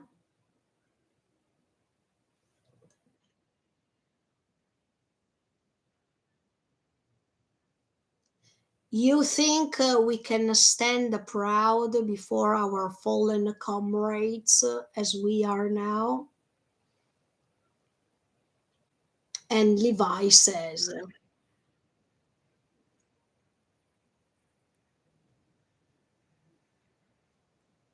don't go and start sounding like him. Of course, we are referring to Erwin. And that's why I was telling you, look, Levi, by saying four eyes to Hanji, it's his own way to say, look, I feel for you. I love you as a comrade. I want you to survive. I mean, it's his own way to talk to people because he doesn't know the other way. He doesn't know a way that it's used. I mean, that it's usual for us. But then when she's saying the same things Erin is saying, he's like, no, please don't go and start like him. Because I remember that when Erwin asked me things like this, a few minutes after he was gone, he was dead. So it's like a curse that keeps repeating again and again and again. And if you keep asking me that question, then it's like as if you're anticipating me that I'm going to die. That sorry, that you are going to die, Hanji. So please don't tell me that. Don't, for real, don't tell me these sentences because these sentences are traumatizing me still. So if you tell me things like this, you're already telling me that you're going to die, so I have to prepare myself. If I have to reply to Anji's question, now I can reply. And I can say that yes, they are watching. And yes, I think they are really proud of what you, Hanji, did as a commander. Because when there was the chance for Paradise to regain stability, to regain this sort of a freedom that Eren was claiming at, you were against it. You preferred to follow what the Chosa Hedan is. That means the group of people who are going to save humanity. So I definitely think that they would have been so proud of you. And yes, they are watching because even if they lost their lives, they are still next to all of you. And they are proud because they know that at the end of the day, all the lives that were lost, that they were fallen because of all this story, they were not in vain. Because at the end of the day, they will save humanity. They will make it. I am pretty sure that they will make it. And of course, they can't save everyone because we know that Ramsey and all the others were already crashed down by the rumbling. But at least, even by trying to do so, it's already a great proof of your moral values, of what you really want to do. That means to save others and to break, to smash once for all these walls that are just barriers, and these barriers don't need to exist. The quality, the level of the quality that this commander was giving to her comrades by asking them to fight to save humanity is so high that she surpassed Erwin anyway, because Erwin was moved to keep fighting for his goal, for his dream, that is to discover what was below that. I mean, in the basement, deep down in the basement, you know. But Hanji was doing exactly what the Chosa Heian was. That means to fight in order to save humanity. So I think that they would have been so proud of it. But of course, in Levi's position, this is already a bad omen. I mean, those sentences, those questions are taking him directly, or are taking him exactly to the point in which Erwin asked him the same questions.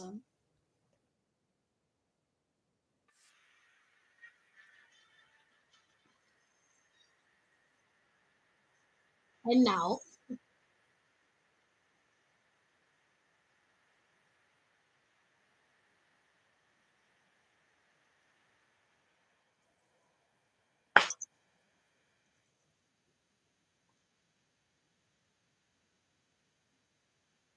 well, look at Mikasa, you know.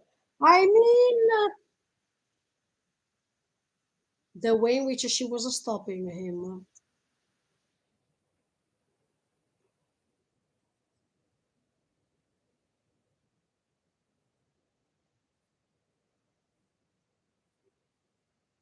Ma, can you believe that?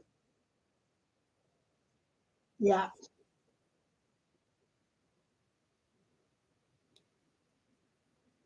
Let's say that Flock is a type of character that was really controversial throughout these parts of the final season.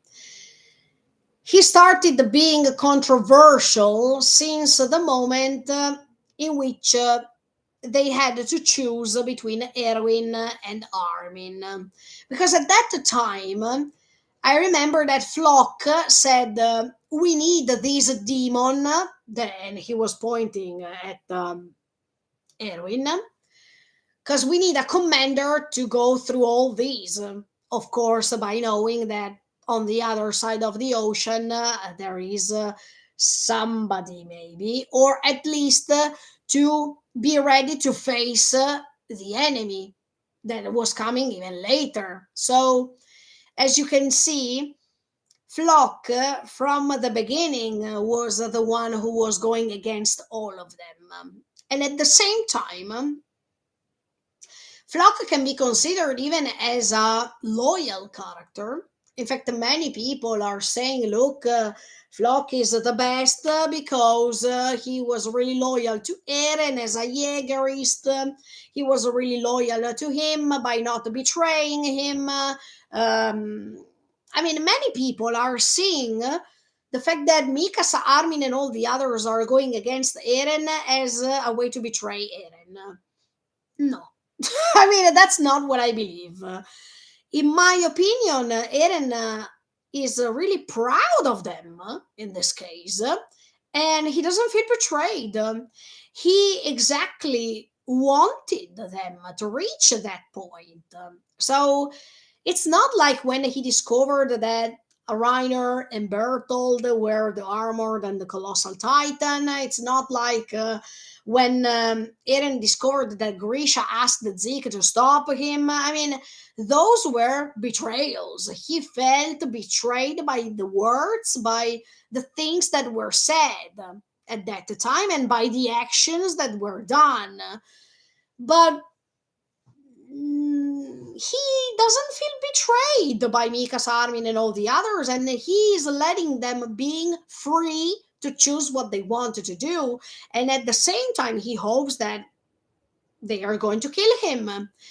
So when the people are saying that Flock is really loyal and he's the one who has never betrayed Eren, etc., yes, from a point of view, yes. From a side, we can say that he was loyal till the end, and he was devoted to this Eldian empire, even if he doesn't even understand what it means. I mean, he is just using lots of words, triumphal words, without even understanding the meaning of what he's saying.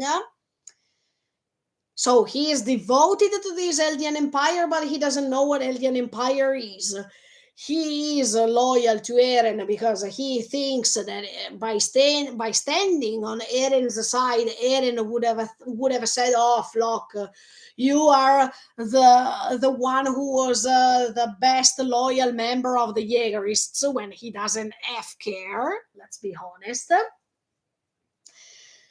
So what's the point of a flock? He wants them not to start their departure because he knows that they are approaching Eren, and of course he doesn't want that because he believes that Eren is the one who's going to save the world by erasing the rest of the world, condemning them as enemies, and all Paradise is going to survive. Yeah, but anyway, even Flock is making a huge mistake because even Flock is too sure about his convictions.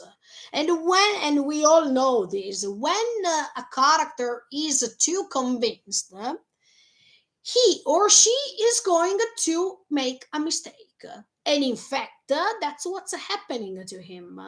I mean, his destiny is the one to die without even realizing that everything that he was thinking or he was doing was a mistake. So, what a shame at this point. I like controversial characters. I mean, I like, especially when there is a huge plot twist in which you understand that he was the villain or he was the bad or the fault guy and not the other one, etc., etc. I like these type of characters, definitely.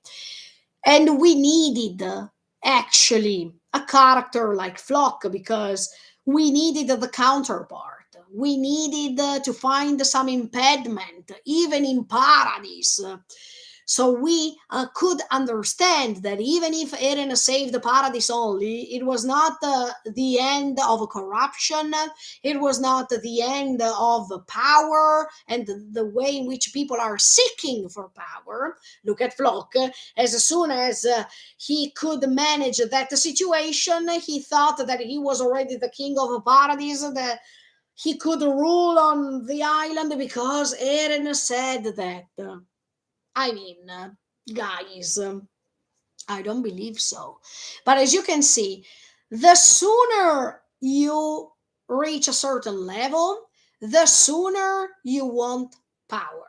So that was another confirmation to me to say that no matter what Eren wants to do, nothing is going to change.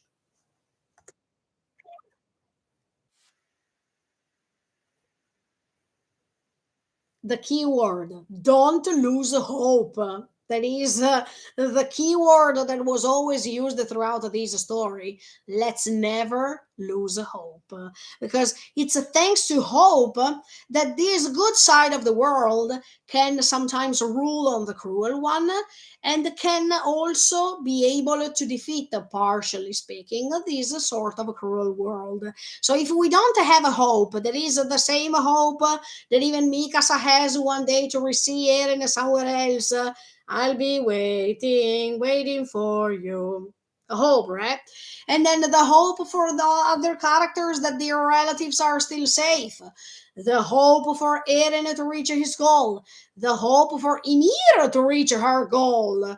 The hope of Hanji to be able to see the Titans closer than before and to analyze them, etc., etc. The hope for Annie to have Armin being back so they can stay together. The hope Armin has to reach Eren so he can talk. As you can see, hope is the key word of all this story, and it's the way in which the beautiful world is going to prevail on the cruel one forever, because until there will be human beings who have a hope, the cruel world can be so strong but can also be defeated. So this is a great message. Until there will be hope, the cruel world will never be able to prevail.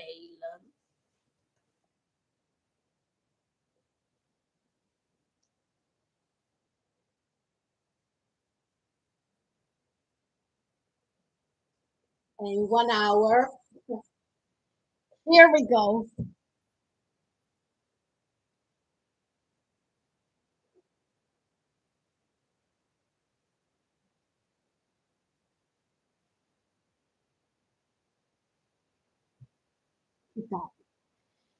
I love, I really love the choice of Isayama. As much as I was telling you when I was analyzing the trailer, to put Reiner as the one who was going out and check if the rumbling was starting. Because once again, we have this mirrored scene that it takes you to the season one. I mean, to episode one of season one, when Shiganshina's walls were broken. At that time, Eren was having that vision of the colossal titan who was breaking the walls, right? And it was immense because of the size of the colossal titan who was going on top of the walls to let them understand that he was even higher. I mean, he was bigger and taller than those walls at that time. Um, that the size, that representation was exactly the same as for now when Reiner can see the rumbling approaching. I mean, how can I say, the proportion? Yeah, the proportion of the size of the Titan in season one, episode one, and Eren is directly in proportion with the rumbling and Reiner, who is a titan actually, even if now he is not seeing the rumbling with his titan form. But anyway, it's effective because now is Reiner who's checking how does it feel when something is approaching and you feel hopeless. Now it's his turn, the one who helped the other one to break the walls, to understand how Eren felt at that time. So these mirrored scenes are amazing, are so well used and so well represented that we have never thought that by reaching the end of this story, we could have even gone back to the season one, episode one, like in this episode. There are so many references in this episode that can be connected to episode one. So this story is a masterpiece also because of this.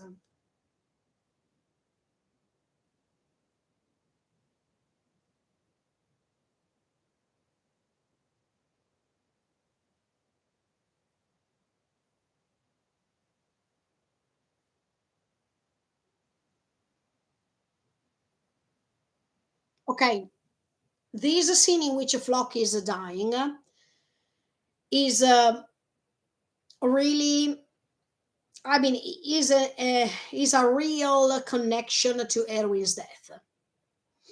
Um, Flock saved Erwin at that time. He was the one who was bringing Erwin back inside the ruins of Shiganshina at that time.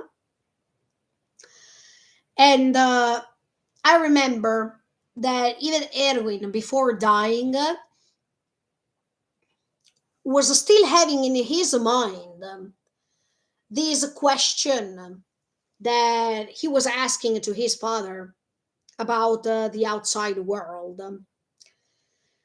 So the brilliant decision to choose the same character who saved Erwin, who was having the purpose to save humanity, but at the same time to go and discover what was in the basement. That means to follow his dream specifically.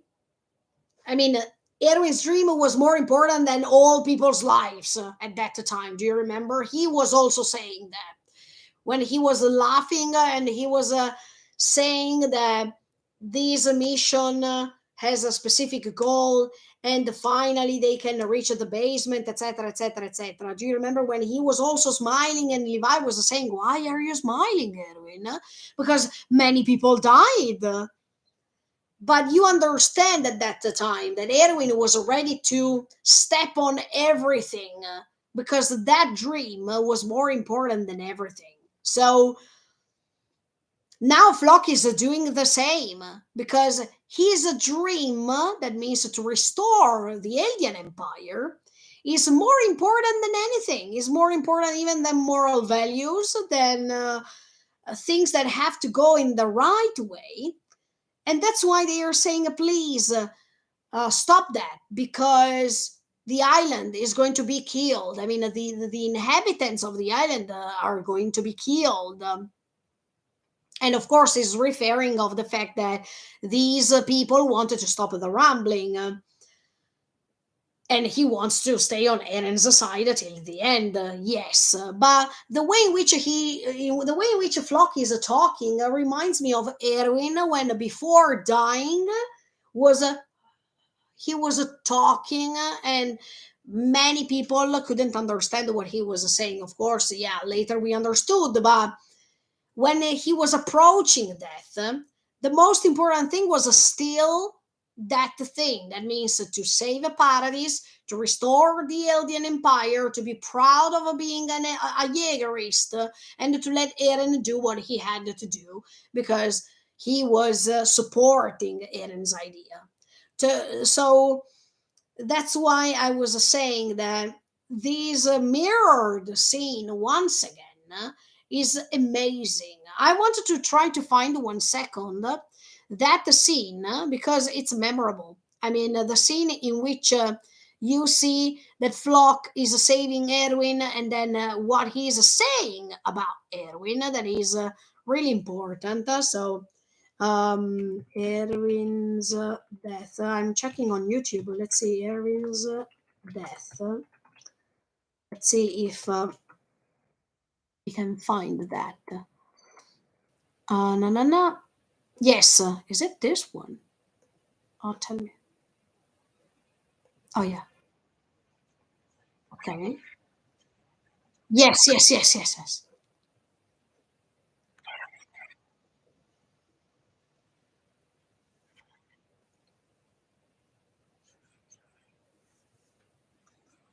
It's the same thing that Flock is doing now.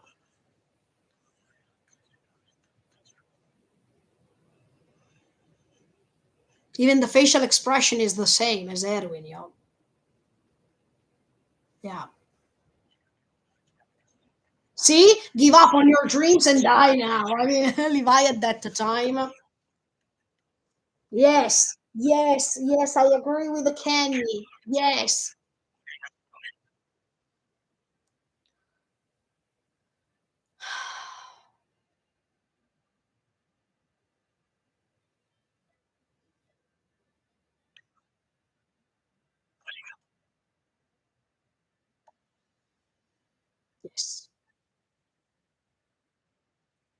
But it's not this the moment. Wait a second. The flock.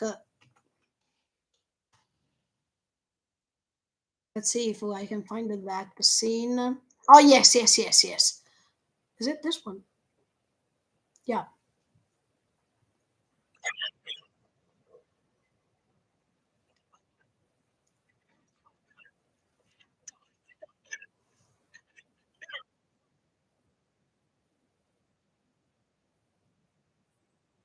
Yes.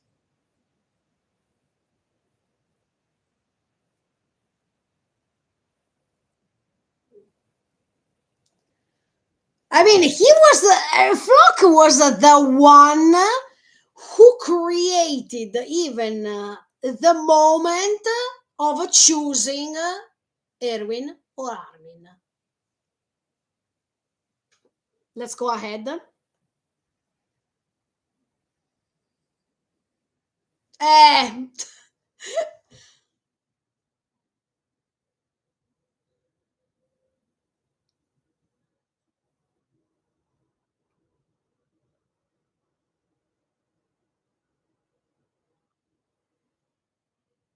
let's hear what Flock says right now.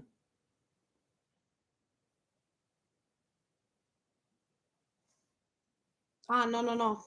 Let's see if I can find the speech. Oh, come on! I needed to find that. Where is it?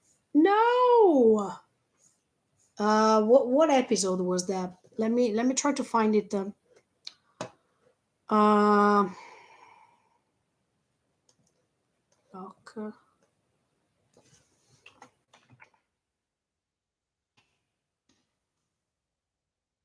Oh, oh, yes, yes, yes. Oh, sorry, I found it.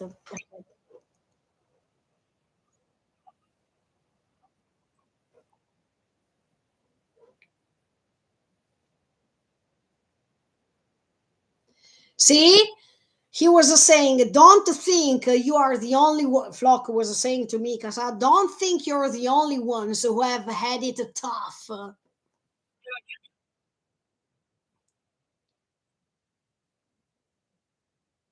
You might not know, maybe, but on the other side of that wall, there's not a single living soldier." Yes. I didn't believe that someone could have been saved, but Erwin was the only exception. So he thought, okay, this is a sign, okay? I mean, if he survived, it makes me understand that he has to go ahead with everything that he's doing, and I have to fight so I can let Erwin reach Levi Hecho. And in this case, if Levi can give the serum to Erwin, he will be able to command us still and to reach his dream. In a situation like that, he was saying, he thought of a plan for us to bite back at the beast titan and carry it out. That is the same thing. I mean, that's why Flock is supporting Eren, because Eren is doing exactly the same thing. I mean, he is having a plan, and he is so brave to move forward. So that's why Flock is always following the same characters, or at least the characters who are brave enough to not be scared to die.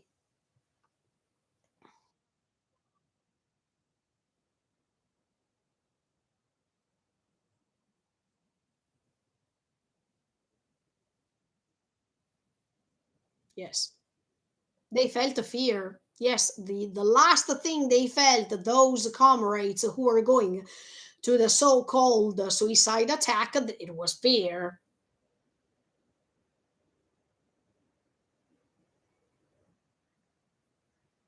When I found the commander still alive, I was about to stab him and give him the final blow. So actually, he wanted to punish him, Also because Erwin was the one who was saying, please go there and die. I mean, the younger you are, the better it is, or at least, even if you don't know how to fight, there are no more men, so we have to use you, let's say. So I understand Flock's point of view in this case, because he was saying, look, you wanted me to die, but I'm still alive and you are almost dead. But I realized I was going too easy on him.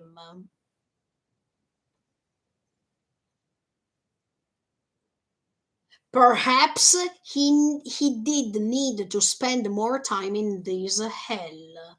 So the fact that he didn't kill him was because, okay, let him stay here still. Let him see what he created, because if he is gone, okay, it's easy for him to go. I mean, if I kill him, it's so easy. No, he has to see what his decision created this amount of lives that were lost, because he asked us to join death, to go to death, actually. So Flock wants him to stay alive so he can understand the pain he caused to all the others who died.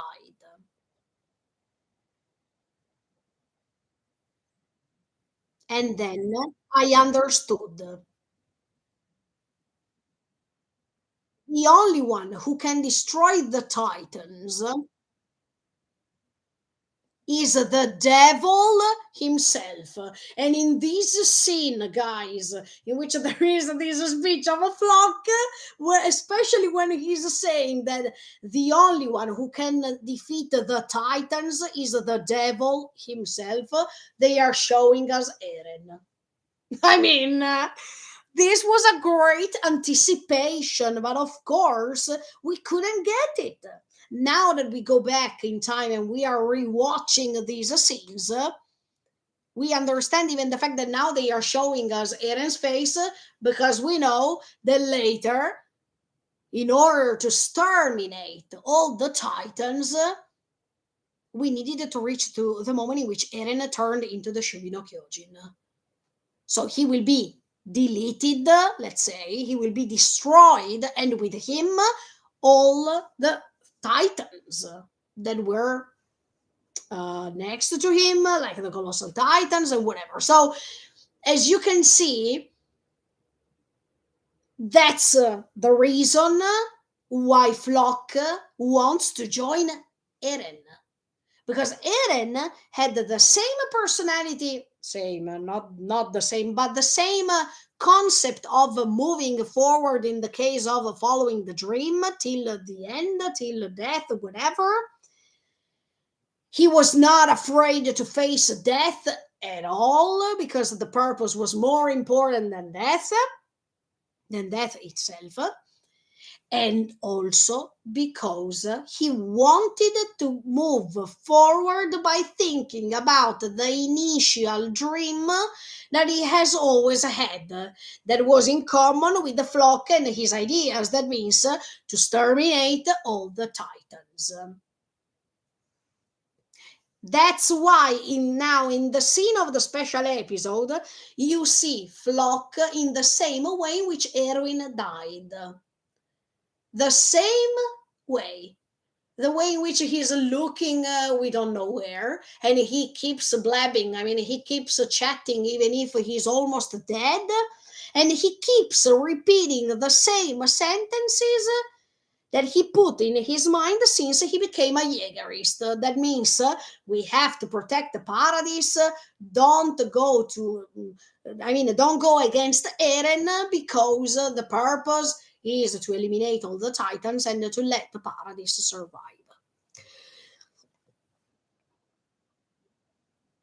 And if I can bring back the devil, like now, that must be my mission. And that's what he will do, actually, because he is using, not just supporting, he's using Eren for his purpose, because it's also his purpose to exterminate the Titans. And if he can use the devil in order to do so, let's do it. So when he is giving the jacket to Eren, when Eren could escape from the prison, and he's saying, "We are going to follow you, Eren Yeager," it seems that he is under Eren, but actually, by giving him the jacket, it's like as if he is proclaiming Eren as the right devil that can fulfill their mission, that can help them fulfilling their mission of the Jaegerists.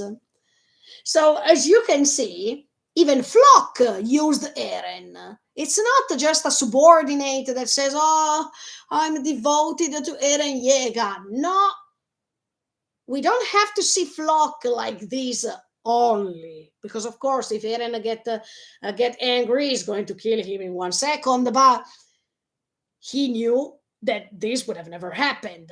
And that's why he was always supporting Eren throughout the time, by telling him what to do, where to go, and supporting him, etc., etc., even by standing on his side, even if Eren didn't want that.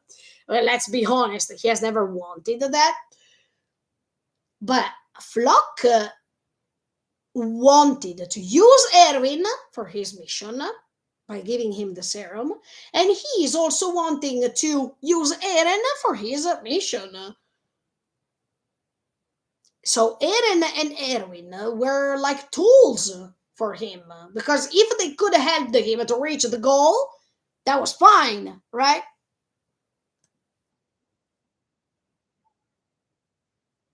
That's why I shamelessly survived. He's so clear here in this speech. Flock is telling you, I survived because I want the Titans to be exterminated.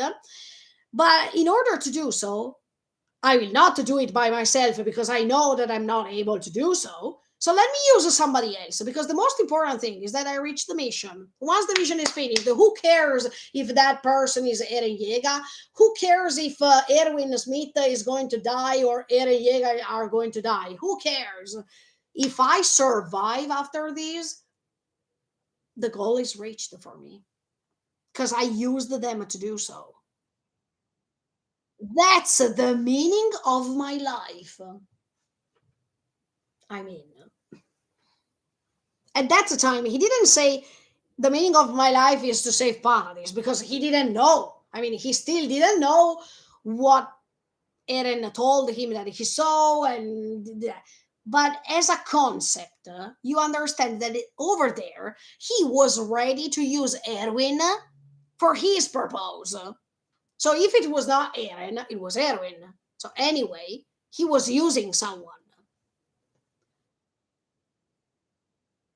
So stay out of my way. And then, of course, they are going to stop him and whatever.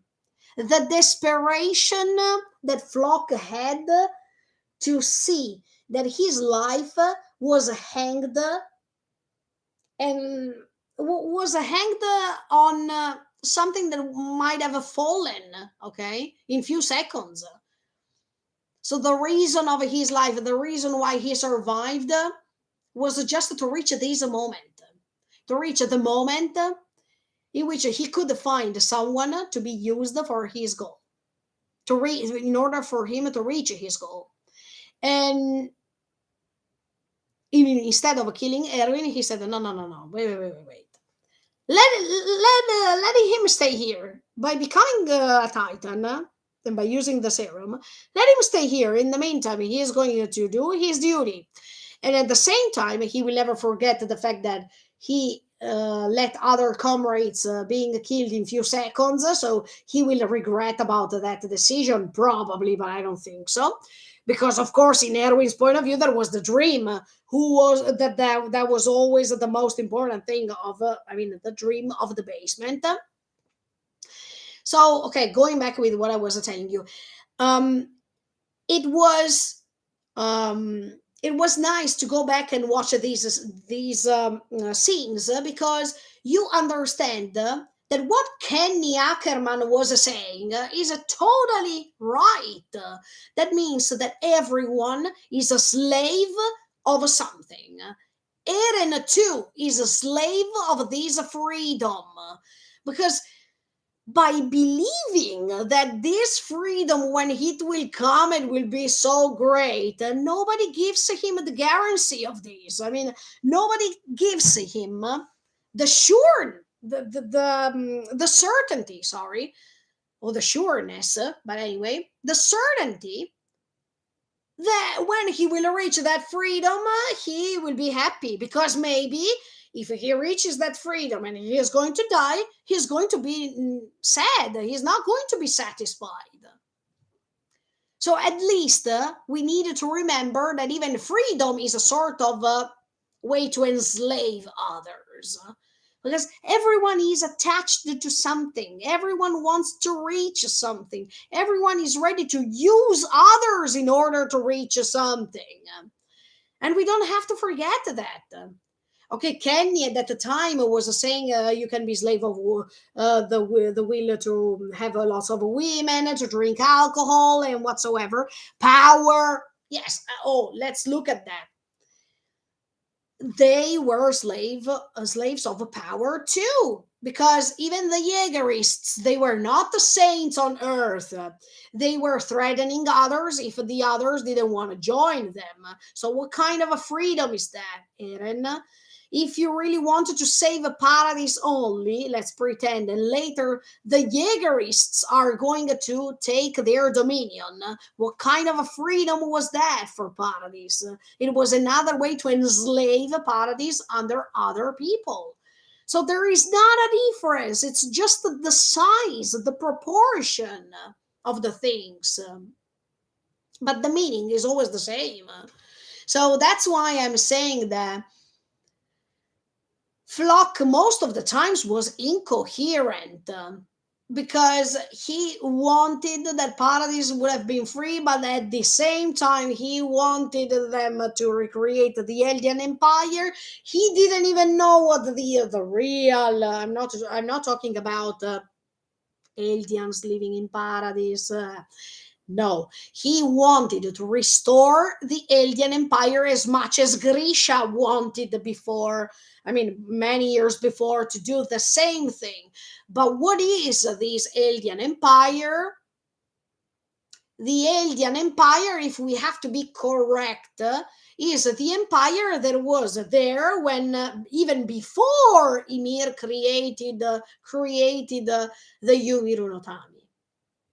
So that Eldian Empire was something terrible, because because when these King Fritz of 2000 years before was slaughtering others, raping others, was enslaving others, Flock wanted, okay, not raping, but Flock wanted the same. Because even Flock, if you were not agreeing with what the Jaegerists were saying, he was ready to shoot you. So, do you really believe that Eren wanted the Flock to dominate Paradise, or to give him, to entitle him as the one who had to take care of Paradise? I mean, yes, okay, yes. Paradise exactly gets bombed anyways. Yes, exactly. But at the same time, what Flock wanted to say, or what Flock wanted to create, that's not something that Eren wanted, in my opinion. This is happening when Flock understood that while Eren was there taking care of the rambling, and he was going there and he was not looking at him, he could do what the F he wanted, because he was by himself with all the other Jaegerists. Flock is another character who is selfish. And he told that in season 3, part 2. We saw it before, thanks to this speech that he made. He was the first one to be selfish. So, as you can see, I understand why many people like Flock as a character. Okay, nothing to say. You have your own interests, you have your own opinion. I mean, maybe Flock is the human character. He's representing the human beings for real, because human beings want to reach their goals by using others and to be entitled to gain, to seek power, to be able to become the top of the pyramid. Okay, if we have to put it like this, it's fine. Flock is a great representation of all these. But you can't tell me that he is representing loyalty, because Flock is not loyal to Eren, or he was not going to be loyal to Erwin because, oh, yes, they have my same dream, so let me be loyal under them because I think that they are amazing. No, no. In that speech, he was honest. He was saying, to put it in a few different words, I'm going to use them to reach my goal. This is not coming from a person who is loyal. No. He was just following these two people until Erwin died, of course, because then he died. So let's uh, let's stay next to the devil that I need. The devil that I need, he said. So that's not loyalty. That's just a faking to be loyal. I mean, he Flock was independent.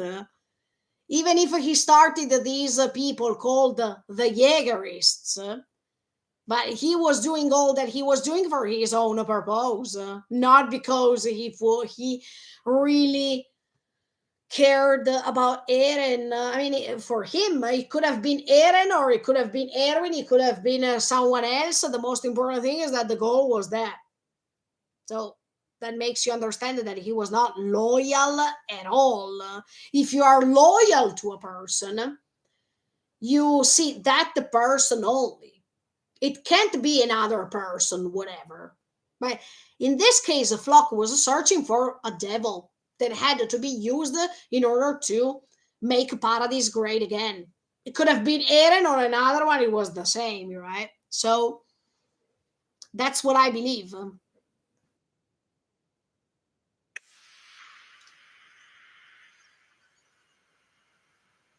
Uh, that's our only hope. As you can see, the keywords in Attack on Titan is always are always the same. That means hope, revenge, slavery, all these things, right? That are always repeating and are making you understand that no matter where you look at, the point is always that. That means these keywords that are helping you to trace this path that the author wants you to reach. I mean, the end of the path. Look, even John is saying, "Oh, Flock, Johnny is a human character. I mean, his humanity is seen even in these moments when Flock, who was always going against them throughout all these parts of the final season, in that moment, John was even saying, Flock, no, while Angie says he's dead. So, as you can see, um, I like John as a character also because of this. Because no matter the sides that were taken, and no matter the difference in sides,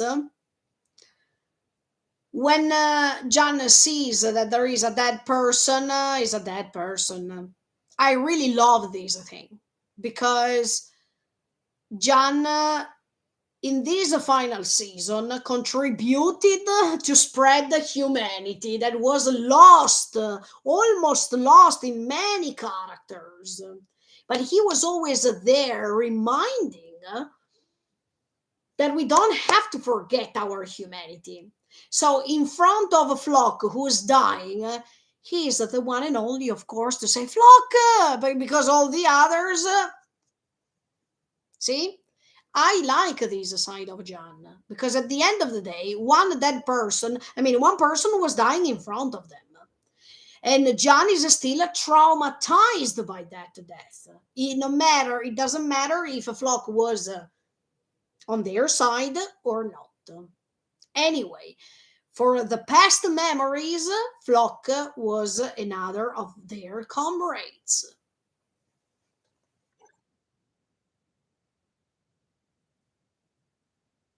And then Hanji is saying, Flock, it's as you were saying.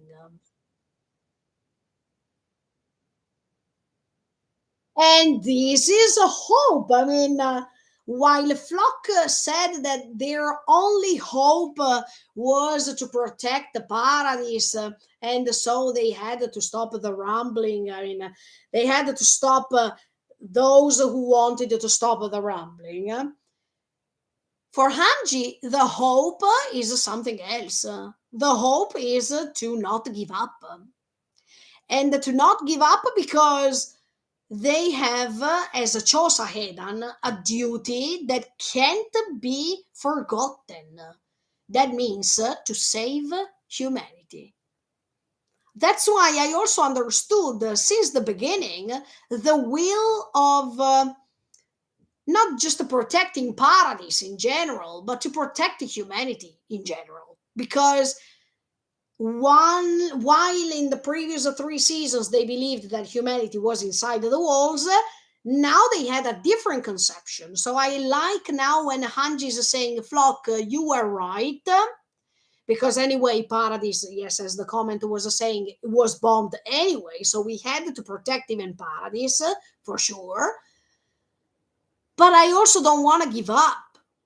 I hope that I can do something to protect humanity.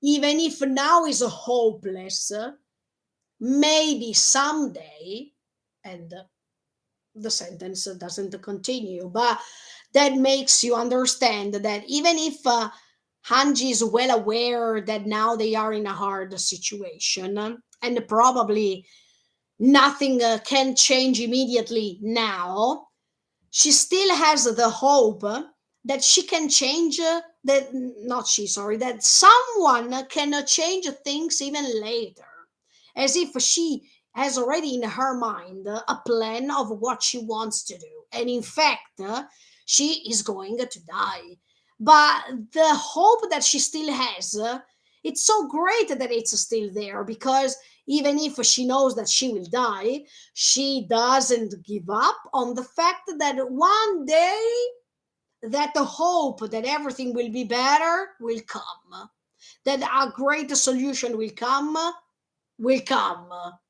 So it's awesome to see how hope is seen differently between the characters, and how this word is used to represent something that is that can't be similar from one character to the other one.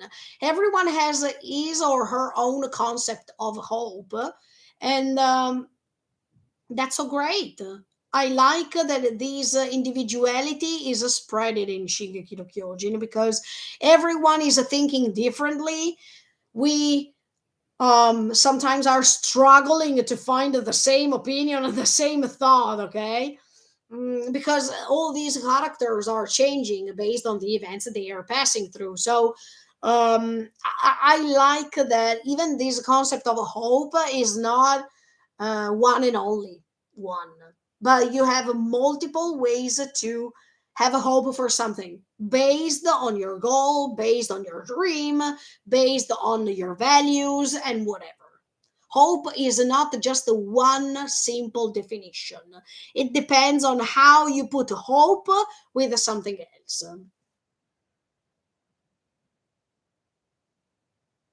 And then they are marching.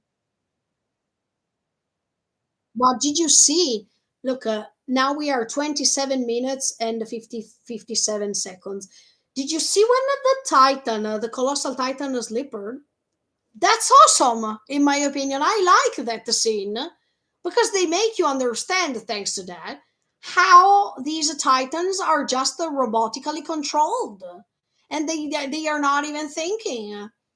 They are not intelligent Titans as much as the Titan owners that we know, because by being the Titan owners and by being intelligent, they can, of course, be the Titan they are while when they transform, right? But these colossal Titans are not like them. They are like the others, I mean, the non intelligent ones who are simply following the instructions of those who can control them. So there's no pity, there's no mercy, there's nothing, because these titans are just the tools that have to be moved based on the direction that Eren decided them to follow.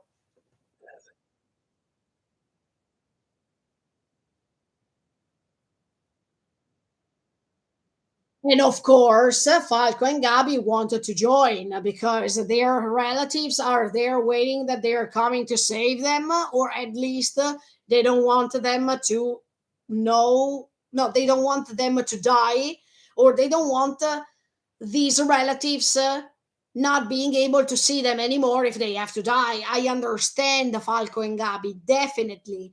I understand that their will to protect the others, that is the same will that Eren had when he was young and Hannes tried to stop him from saving Carla.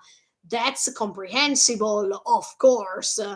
Many scenes like that were shown us. So we understand that these young boy and girl want to participate, not because they have to be proud of, but because they need to be there, because they were also part of all these. And if they have the chance to help their relatives to survive, and if they can um, help, they can be helpful somehow, especially Falco, who feels guilty if he doesn't join because he is the Joe Titan, so he can find a way to be helpful to all the others by knowing also that Annie doesn't want to join. At least he wants to be there to participate, to do something. But of course, Annie doesn't want to do that because she promised the Reiner not to let them go out from there, and also because even a Pick was saying to Kiyomi, don't let them go out from there because that's our duty. That's something that kids don't have to see anymore. We made the mistakes to let them be recruited when since they were so young, but now we can't make the same mistake. So I totally agree when Peak, but even Annie now decides to put them aside from all these. In the meantime, Kiyomi and the others are working on it. That's the same usual question, guys. Armin, do you have an idea? Uh, uh,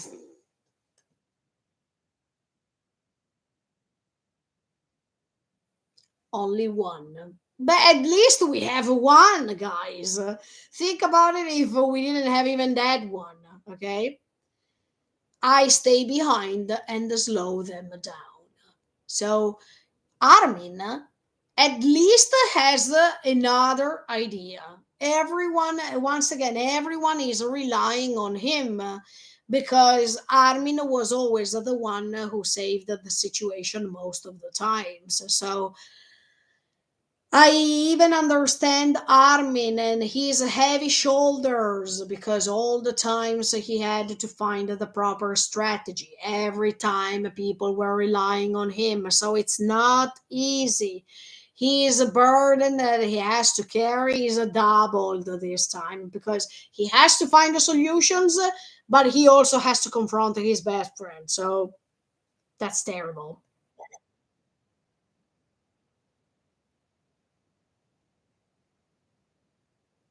And he said, no, no. I mean, Reiner said, no, no, you will not go. You will not stay behind, because you are the one, you're the trump card to confront Eren. So if you stay behind, who's going to confront Eren? You are the best candidate, let's say, to confront Eren. And I agree. I totally agree with this.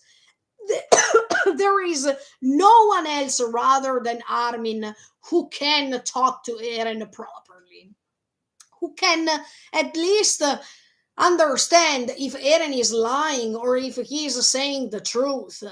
He is the only one who knows the proper words, the Eren's weak points, but also the proper words to use in order to try to convince Eren, or in order to see if he can reach that Eren he knows once again.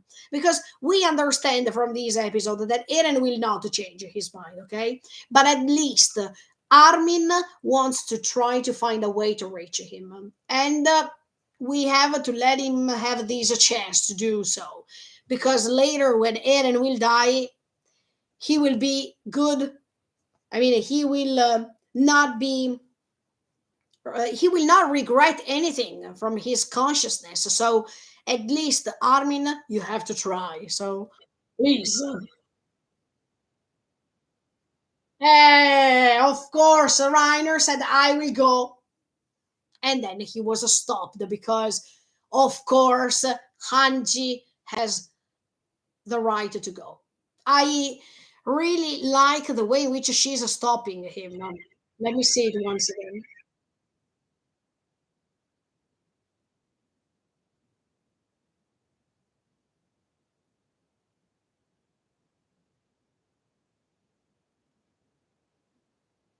That's obvious not the play. I mean, it means no, that's not what's going to happen. And even in this scene, guys, don't you remember that the sunset scene? Once again, I go back to that scene. The reason why is that even in this scene, they are asking each other who's going to do what. I mean, Armin, do you have an idea? Yes, I'm going to stay behind. No, no, don't do it. I will do it. No, don't do it. I will do it. So as you can see, no one in this team, especially now that even Reiner, Peak, and all the others joined, but in this team, no one wants to risk the other people's lives. And I like these connections because they are fundamental. Those scenes make you understand that no one wants to put in danger the other one, that it's a real team of friends. It's not just a team, a random team of people that were put together even if they didn't want. Now in this case, from part two, they wanted to join forces, and it's not a constriction, it's something they really want. And yeah, then Hanji, boss, listen to the authority that she has now when she's saying something like this. I love her. Thank you, Romy Park. Thank you. Thank you so much for your hard work. Even if Hanji didn't survive, but it was amazing to have you here in this show. I am the one who led you this far. Yes, she is true, because she was the one who was asking them in part two to join her and to try to stop Eren from doing what he was trying to do. And I remember that at that time there were John and Mikasa. And when Johnny was saying, "What do you mean?" And Hanji was saying, "Let me ask you to be part of the Chosa Heidan, as we all know." And they agreed to be there. So it's true when she's saying now, "I am the one who led you this far." That means it's my fault. So if it's my fault, I have to be the one who's going to end or to try to end these. I have to be the one who's going to solve the problem that I also made.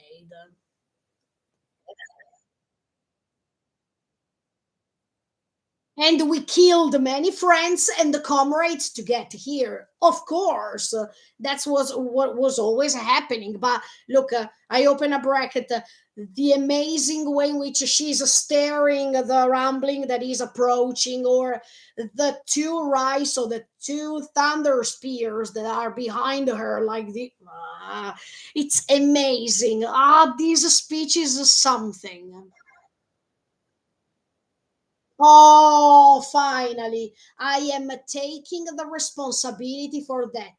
And she's saying something like this because she remembers when in season 3, part 1, when there was the coup d'etat and she was inside that prison in the jail next to that man who was saying, "Hanji, one day it will be your turn," or something like that. Let me find it as a scene because I wanted to check it back once again. Yes, absolutely. And at the time, they were talking about the responsibility that had to be taken.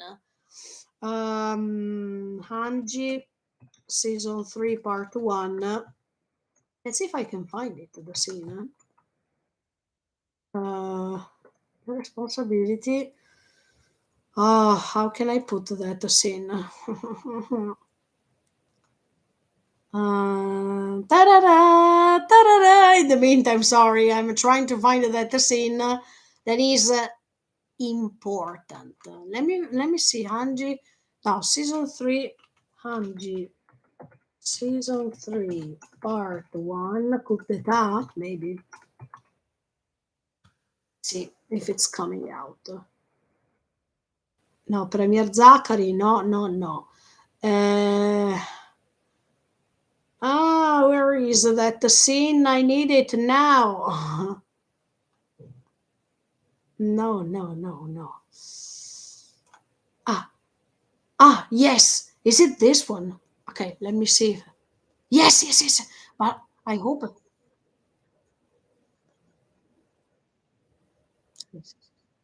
it's that scene. Okay, let me see if she's talking.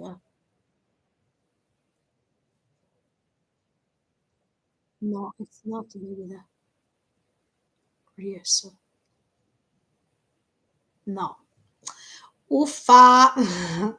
I have to find that scene.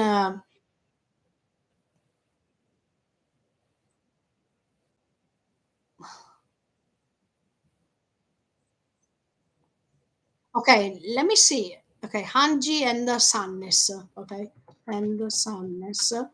See if we can find the. Oh yes, yes, yes. Here we go. Is it here?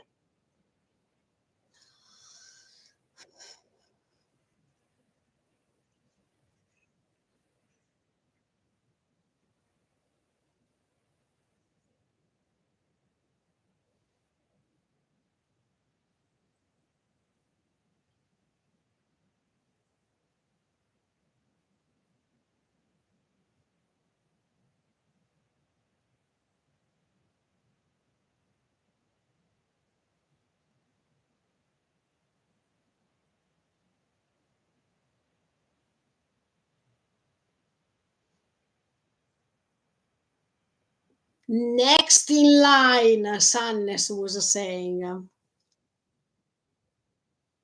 This role of ours, there's an order to it. And in fact, Yeah, because let's say that even Hanji, I mean, in this season 3, part 1 scene, she's condemning them because, of course, they were part of the corrupted people who betrayed the king. La la la la la la. Okay. But even Hanji, when in the final season she is going against Eren in part 1, and even in part no part 2 more than part 1, but even Hanji, when she seems to go against the Paradise because she's not following what the Jaegerists and even the other military forces in Paradise really want. That means to defend the Paradise. She is there saying no.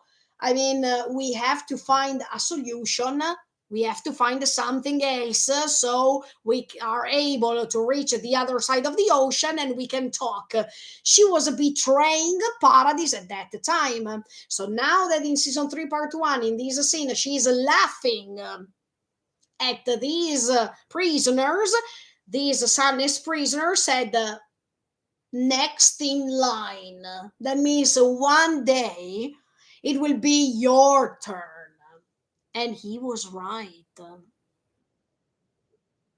When one's role is done, another steps in to start the act again.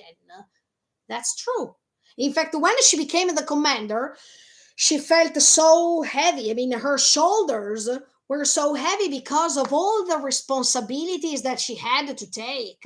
And at a certain point, she was so tired to say, Erwin, why did you give me this role? I really didn't want that. Also because she had to take a responsibility, even if sometimes it was going against the Paradise, but she had to take a responsibility for all her decisions because these decisions were good for her, but they were not good for others, especially for the people living in Paradise. But this is great how things can turn, like when yes, there are these turning tables that are so great, and yes, this is a masterpiece.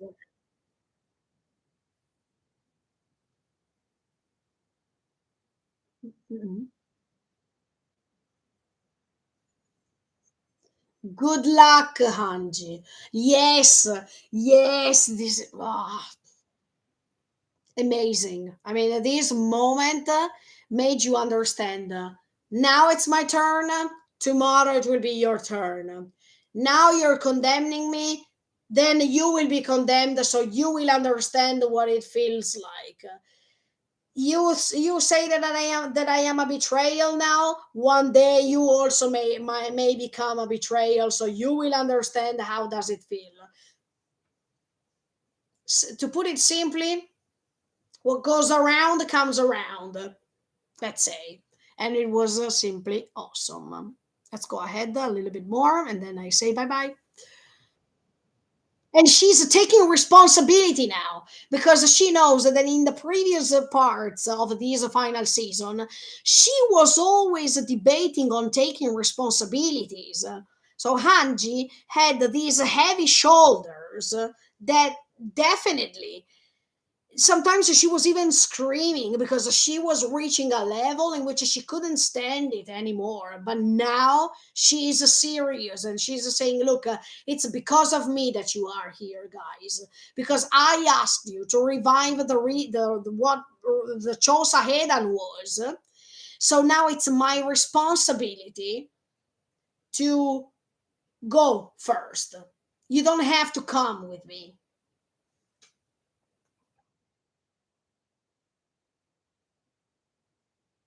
Oh,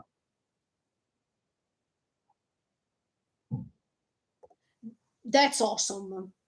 Just because she's saying you are the new commander now, Armin Alert. Armin Alert. It's wow. I mean, we remember when Erwin did the same with her. And at the same time, Armin is opening his eyes like this because he knows. Then when she's saying something like this, it, me- it means that she's going to die. and she has chosen a great person, in my opinion, because he has the strategy on his side. He is really intelligent. He is sensitive, because Armin is sensitive enough, and because this means that Erwin's sacrifice was not in vain. Because anyway, I think even Erwin would have been agreeing with the fact that Armin had to survive that time. And even Erwin supported Armin's decisions even before dying. So what Hanji is doing is just what Erwin would have done in the case Hanji was not there for him. So I think that she chose the best one to be the commander, because now we need a person that knows strategical ways to attack, that knows how to be sensitive and approach to the best friend, in the case Eren. No one else can be better here. Mikasa can't be the commander because she has another role in this story, so it was not good. Connie, it was not the right one to be the commander. Jan, even if he is a great soldier, I mean, he's a great person that knows how to attack, and he's not step behind. He's not stepping back this time. Even if Marco said one day you will be the commander, you will be great. Yes, but now Armin is the best solution as a commander. Reiner can't be a commander, come on, because Hanji is leaving everything to a person who lived in paradise, who knows all the others, and it's something great that it's going like this. I agree 100%, and that makes sense if we check even the key visual in which I told you that Armin was staying in front of everyone. At that time, he was staying in front of everyone because he was having a key role in this story more than ever. And the fact that now he is the commander is already one hint that I was right. The position calls for a certain quality. A mindset of continuously pursuing understanding. He has all these characteristics. Armin has all of them. There is no one more suitable than you. Yes, I agree with you, Hanji. I leave everything in your hands. That makes you understand. It's like as if we translate, it's like I will die now. So everything has to continue thanks to you. Of course, if a person is hearing something like this, it's something traumatic, because another comrade is going. And of course, they can't tell her, no, stop, don't do it, that, because she's still the commander. So she has the duty and she has the right also to do whatever she wants. Um, Armin's facial expression is simply traumatized. Of course, because they have always wanted everyone to survive and everyone to be happy together and to restart everything together. I think, yes, even Eren wanted Hanji to be part of them, but of course, this will not be possible. See? Even okay, now I wanted to stop here by saying this. I mean, we will watch the rest in another day. I mean, we reached the 30 minutes, so okay. But no, I wanted to talk about Hanji's death next time. But yeah, even the way in which she's saying goodbye. I mean, she's saying, "Oh, okay, that is it. Bye bye." that's not that's not the way in which a person that is a commander should say goodbye to her soldiers, right? But Hanji has always been that eclectic. I mean, Hanji has always had these awkward personality that was always loved, and for this reason we can't blame her the way in which she's saying goodbye like that. It was something predictable, let's say, but I think that she is also saying something like this because she doesn't want to create this atmosphere of sadness, because she knows how does it feel to be a commander that is supposed to die. So he or she is going to create lots of suffering, right? But she prefers to go as if she's going to a mission and then she will be back. So that way in which you use that tone of a voice as if, no, come on, nothing is going to happen, nothing serious will happen, and I will be back. I like Hanji. The way in which she was saying goodbye was really amazing, also because of this. Because to her, it was better to say goodbye like that. So they will not feel pain, etc. Even if they feel, on the contrary, of course. But it was a way to protect them from that sadness too. I really like to believe so.